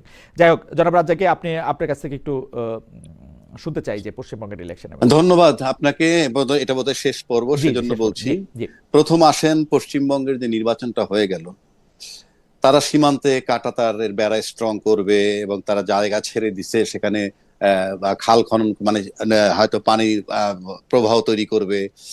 এই বিষয়টা কিন্তু টোটালটা তাদের ইন্টারনাল এবং তারা সিএ এর বদৌলতে লোক তাড়াবেন, বা যারা বাংলাদেশে ওখানে আশ্রয় নিয়েছে তাদের তাড়াবেন, সব বিষয়গুলা তাদের। কিন্তু এইটা একটা গণতান্ত্রিক সরকার আসার পর এত দ্রুত ত্বরান্বিত হচ্ছে, এটা খুবই বেদনাদায়ক। কেন বলছি আমি, আপনি ভারতের সাথে যে আমাদের সম্পর্ক, একটা জিনিস মনে রাখবেন, পৃথিবীতে এমন কোন রাষ্ট্র নাই যার 3 দিকে একটা দেশ ঘিরে থাকে, আমার জানা নাই। আর একদিকে আছে মিয়ানমার বা বঙ্গোপসাগর। আপনি জিওগ্রাফিক্যালি এই বিষয়গুলো চিন্তা করতে হবে। আপনি আপনি আমি যত বিরোধিতা করেন না কেন, দিন শেষে ভারতের সাথে আমাদের শান্তিপূর্ণ মর্যাদার ভিত্তিতে পিসফুল কোএক্সিস্টেন্স ম্যান্ডেটরি আমি মনে করি। এবং এটা শুধু মুখে করলে হবে না, সেটা আস্থায় নিতে হবে, কিন্তু ন্যায্যতা এবং সমতার ভিত্তিতে। তো সেখানে আমরা যদি সেটাকে এস্টাবলিশ করতে না পারি, এস্টাবলিশ করতে না পারে তারা তাদের মতো নিতে পারে, এটা তারা নিবে না কেন? এটার দায় কার? আপনি যদি পিঠপোছা দিয়ে আপনাকে কাজ করে ফেলতে পারে, তাহলে আপনাকে দর কষাকষিতে কেন যাবে? একটু আগে যেমন বললাম আমেরিকার চুক্তি আমরা বাতিল করতে পারবো না, সে বহু হাজার কিলোমিটার দূরে। তাই আর আমার সারাউন্ডিং, তার সাথে আমার এখন পর্যন্ত এই 55 বছরে আমার কাছে মনে হয় না কারোর সাথে তার আস্থার সম্পর্ক হয়েছে, কাজের সম্পর্ক হয়েছে। কাকে দিয়ে কার সাথে আন্ডারস্ট্যান্ডিং ভালো, কার সাথে থাকলে তারা কাজ করে মজা পায়, সেটা এক হিসাব। আস্থার সম্পর্ক, বিশ্বাসের সম্পর্ক আর কাজের সম্পর্ক এক নয়। আপনি সমাজে চলেন, আপনার অফিসে এমন অনেক কর্মচারী আছে যার উপরে আপনার আস্থা নাই, কিন্তু আপনি দেখতেছেন তারা দিয়ে এই কাজটা করানো যায়। তো সেভাবে দীর্ঘদিন শেখ হাসিনা ক্ষমতায় ছিল, হয়তো তাদের সাথে অ্যাডজাস্ট হয়েছে, কাজ করাইতে পারছে বা করছেন, বা দুইজনের ভাইস ভার্সা একটা সম্পর্ক ছিল, সুসম্পর্ক। সেটা ইউনূস সরকার আসার পর ছিল না। এবং ওই যে কথাটা আপনি বললেন অস্থিতিশীলতার কথা, ইয়েস, ইউনূস সাহেব বলছিলেন, না আমি এটা মানতে রাজি না। ইউনূস সরকার আইসা সবার প্রথমে যে বিলটা দেওয়ার কথা বলছে সেটা হচ্ছে আদানির বিদ্যুতের বিল। একটি ভারতীয় চুক্তিও শেখ হাসিনা যেগুলি করছে একটাও উনি বাইরও করে নাই, উনি দেখাও নাই। খুবই অপমানজনক ভাবে বারবার ভারত, আকবর ঠিক কথা বলছে, গোসা করছে এই চুক্তি আমরা করবো না, ওইটা আমরা বন্ধ করে দিছি, ওইটা আমরা বন্ধ করে দিছি। আমি শফিক সাহেবের জিজ্ঞেস করছি, সরকারের মুখপাত্র, আপনারা এটার জবাব দেন না কেন? উনি বলছে যে সব বিষয়ে জবাব দেওয়া তো হয় না, আমরা একটু কূটনীতিভাবে চলছে। একটা বিষয় তো শেখ হাসিনার ইয়ার থেকে বাইরে হয় নাই ডক্টর মোহাম্মদ ইউনূস সরকার। সেটাই তো বলতেছি। সুতরাং আমি জিজ্ঞেস করছি, ভাই 26 লাখ ভারতীয় বলে এনে চাকরি করতো, এরা কই? ওর পররাষ্ট্র উপদেষ্টা বলে যে ওইটা আমরা এমনি বলছি, না কি পররাষ্ট্র উপদেষ্টার কাছ থেকে শুই না, আসিফ নজরুল বলছে, আসিফ নজরুল থেকে শুই না তৌহিদ হোসেন বলছে, এক মানে সার্কাস। না না, তাহলে সবগুলো কি দাঁড়াইলো? যে আপনি ইন্ডিয়ার বিরুদ্ধে যে অভিযোগগুলো আসছে 26 লক্ষ লোক কাজ করে, এগুলা ভেগ হয়ে গেল না? একেবারে তো ভেগ হয়ে গেল। এই যে আসে যায় ভেগ কথা বলতে, কিছু আসে যায়, কিছু আসে যায় তো না, কিছু আসে যায় না। আমি সেজন্য বলছি, আপনি আমার দেশের বর্তমান যে রাজনৈতিক পরিস্থিতি, তাতে আমরা হয়তো ইন্টারনালি পিসফুল থাকতে পারি। কেন থাকতে পারি সেটা বলি। কারণ বাংলাদেশে এরকম নজিরবিহীন নির্বাচন আর হয় নাই, যেখানে গণভোট 2বার গইনা 2টা প্রজ্ঞাপন দিছে এবং 10 লাখ লোক বাতিল, 10 লাখ ভোট বাতিল হয়েছে। এগুলো কিন্তু সবই কোশ্চেন মার্ক। এই যখন হয় তখন আমার ইন্টারনাল প্রবলেম হবে না। কেন হবে না? এনসিপি যে কয়টা আসন পাইছে তারা হয়তো 5 বছর টিকে থেকে তার দল গুছানোর চেষ্টা করবে। জামাত চিন্তা করবে আমি 68টা সিট পাইছি, আমি এটা ভাঙবো না, আমি দল গুছাই, আমি 68টা সিট ভাঙবো না। কেন? আমি 68টা সিট ভবিষ্যতে পাই কিনা। এই যে সমঝোতা করে চলা, এতে হয়তো আপনি 18 কোটি লোককে ধোকা দিতে পারবেন বাংলাদেশের। কিন্তু আপনি যখন এক্সটার্নাল বিষয়ে যাচ্ছেন, এখন এক্সটার্নাল আপনি you are to face 3 countries at least, China, America এবং ইন্ডিয়া। এই 3টা দেশে ফেস করার সময় আপনি বলতে পারবেন না আমি এটা নির্বাচন যাতে হয় সেই খাতিরে বলছি, কথার কথা বলছি, এইগুলা কিছুই হবে না। সুতরাং you have to face the consequence, যে কিভাবে মোকাবেলা করবেন সেটার জন্য খুবই চৌকস, মেধাসম্পন্ন, দক্ষ এই সমস্ত লোক দরকার, যেটা আমি এখন পর্যন্ত দেখি নাই এই ক্যাবিনেটের মধ্যে, যারা নাকি শুভেন্দু অধিকারীর ফেস করতে পারে। শুভেন্দু অধিকারী সেদিন বলে ফেললো কি, যে আমরা যা বলছি আগে নির্বাচনের সময়, এখন আর আমরা কারো বিরুদ্ধে কিছু নাই। সুতরাং আপনি জনগণকে যেভাবে বুঝাবেন, আমরা এটা না হলে নির্বাচন হইতো না, আমার মনে হয় আমরা শেষ করি, ওটা না হলে নির্বাচন। এখন এই 3 দেশকে বুঝান, 3 দেশকে বুঝাইয়া দেশের এক্সটার্নাল রিলেশনশিপটাকে স্টেবল করেন, তা না হলে এটা কনসিকুয়েন্স সরকারকে ভোগ করতে হবে। আমরা একটু শেষ কথা জনাব আকবর হোসেনের কাছে শুনবো, আমরা শেষ করি। তার আগে দর্শকদের দুজনের একটা মন্তব্য পড়াশোনায়, এটা অনেক বেশি এই মন্তব্য আসছে। খালেদ ভাই, আপনি নিজে এবং আবু হেনা রাজ্জাকির মতো মানুষেরা, অমিতাভ সরকার উনি অনেকবার এই মন্তব্য করেছেন। খালেদ ভাই, আপনি নিজে এবং আবু হেনা রাজ্জাকির মতো মানুষেরা যে জামাতের গুপ্ত টিম, তা দয়া করে প্রকাশ করে দিন, কারণ আমরা বুঝতে চাই, চিহ্নিত করতে চাই হচ্ছে দেশদ্রোহীদেরকে। আমি আমি আমি জানি না, আমাকে গুপ্ত টিপ বলেন ঠিক আছে, কিন্তু অ্যাডভোকেট রাজ্জাকী তো জামাতে ইসলামের খুবই সাংঘাতিক সমালোচনা করেন, আপনার কেন এটা গুপ্ত মনে হচ্ছে আমি জানি না। হাওয়েভার আর আরেকজন উনি তারপরে এই বলতেছেন, ওনার নাম রাফসান ইসলাম, সব বিষয়ে কথা বলার সৎ সাহস আপনার নাই খালেদ ভাই। শেখ হাসিনার নেতৃত্বে যে হত্যা চলেছে জুলাইয়ে, এখন শেখ হাসিনার বিচার আপনি চেয়েছেন। ভাই আপনার জ্ঞাতার্থে আমি জানাচ্ছি যে সকল ধরনের হত্যার বিচার আমি চাই, এবং অবশ্যই অবশ্যই আগে পরে এখনো শেখ হাসিনার এই জুলাইয়ে যেসব গণহত্যা হয়েছে তার জন্য সুপ্রিম, এটা জানি কি বলা হচ্ছে যে সুপ্রিম রেসপন্সিবিলিটি হিসাবে আমি প্রতিটি হত্যার জন্য, প্রতিটি খুনের জন্য আমি শেখ হাসিনার এটার বিচার আমি আমি চাই, প্রত্যাশা করি, দাবি করি। যাই হোক, জনাব আকবরের কাছ থেকে আমরা আজকে একটা শেষ কথা শুনে, মানে সমাপনীমূলক কথা শুনে আজকে শেষ করি।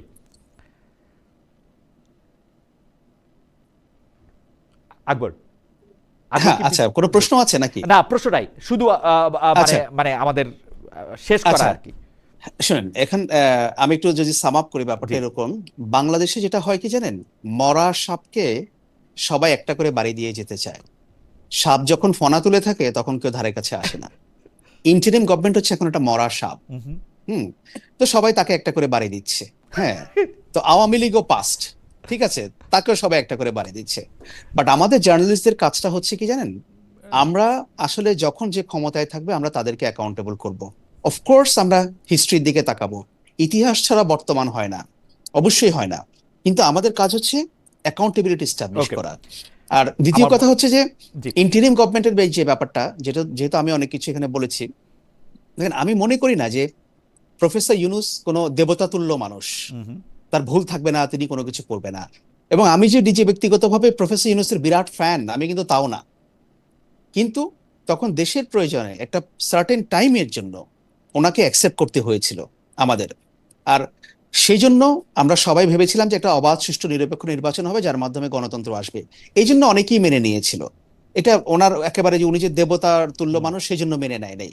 আর থার্ড থিং হচ্ছে, আমি এটা আগেও বলেছি যে উনি যখন সরকার পরিচালনা করছিলেন ওনার উচিত ছিল আরো কঠোর হওয়া। উনি ক্ষমতা এসে বলতে পারতেন যে লোক, আমি এই সময়ের জন্য আসছি, এই সময় পরে নির্বাচন হবে, এর মাধ্যমে আমাকে আর কোনো দাবি দাওয়া আনা যাবে না, নতুন সরকার এগুলো ডিল করবে, আমি এগুলোকে অ্যাকসেপ্ট করব না, আমার দরকার শান্তি শৃঙ্খলা এস্টাবলিশ করা। কিন্তু উনি এটা করেন নাই। উনি এটা করলে পরে আমার ধারণা দেশের পরিস্থিতি তখন আরো বেটার হইতো। এখন কেন করেন নাই এটা নিয়ে নানা কথা হয়তো প্রচলিত, হয়তো এমনও হতে পারে যে গভর্নমেন্টের সামনে কোনো ইলেকশন রোড ম্যাপ শুরুর দিকে ছিল না, সেই জন্য করেন নাই। আমি জানি না ব্যাপারটা কি, ওনার কঠোর হওয়া উচিত। অনেক ধন্যবাদ অ্যাডভোকেট আবু হায়দার রাজ্জাকী আপনাকেও। আজকে ডক্টর জনাব আবু হায়দার রাজ্জাকী খুবই গুরুত্বপূর্ণ একটি প্রসঙ্গ এনেছেন, যে আমরা আসলে বিষয়গুলিকে, সেটা মামলাই হোক, সেটা কোনো রকম চুক্তি হোক, সেগুলিকে আমরা পলিটিক্যাল লেন্স থেকে দেখতেছি নাকি লিগেল একটা জায়গা থেকে লিখতেছি, সেটা আগে আমাদের নিশ্চিত করা দরকার। পলিটিক্যাল লেন্স থেকে দেখলে সেটা একরকম, লিগেল লেন্স থেকে দেখলে সেটা আরেক রকম, সেটা আমাদের পরিষ্কার করা উচিত।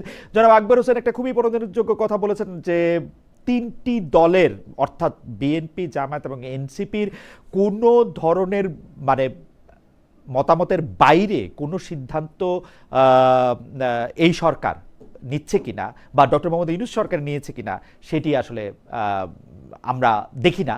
তো আমরা এই তিনটি দলকেই আসলে একীভূতভাবে, একই রকমভাবে এক জায়গায় থেকেই আসলে এটি সিদ্ধান্তগুলি নিতে দেখি। আমরা আশা করব যে তারা আসলে প্রশ্ন করুক, রাজ্জাকী ভাইয়ের প্রশ্ন মানে পরামর্শ মেনে মামলা করুক, আকবরের প্রসঙ্গ তুলে যে আরও অনেক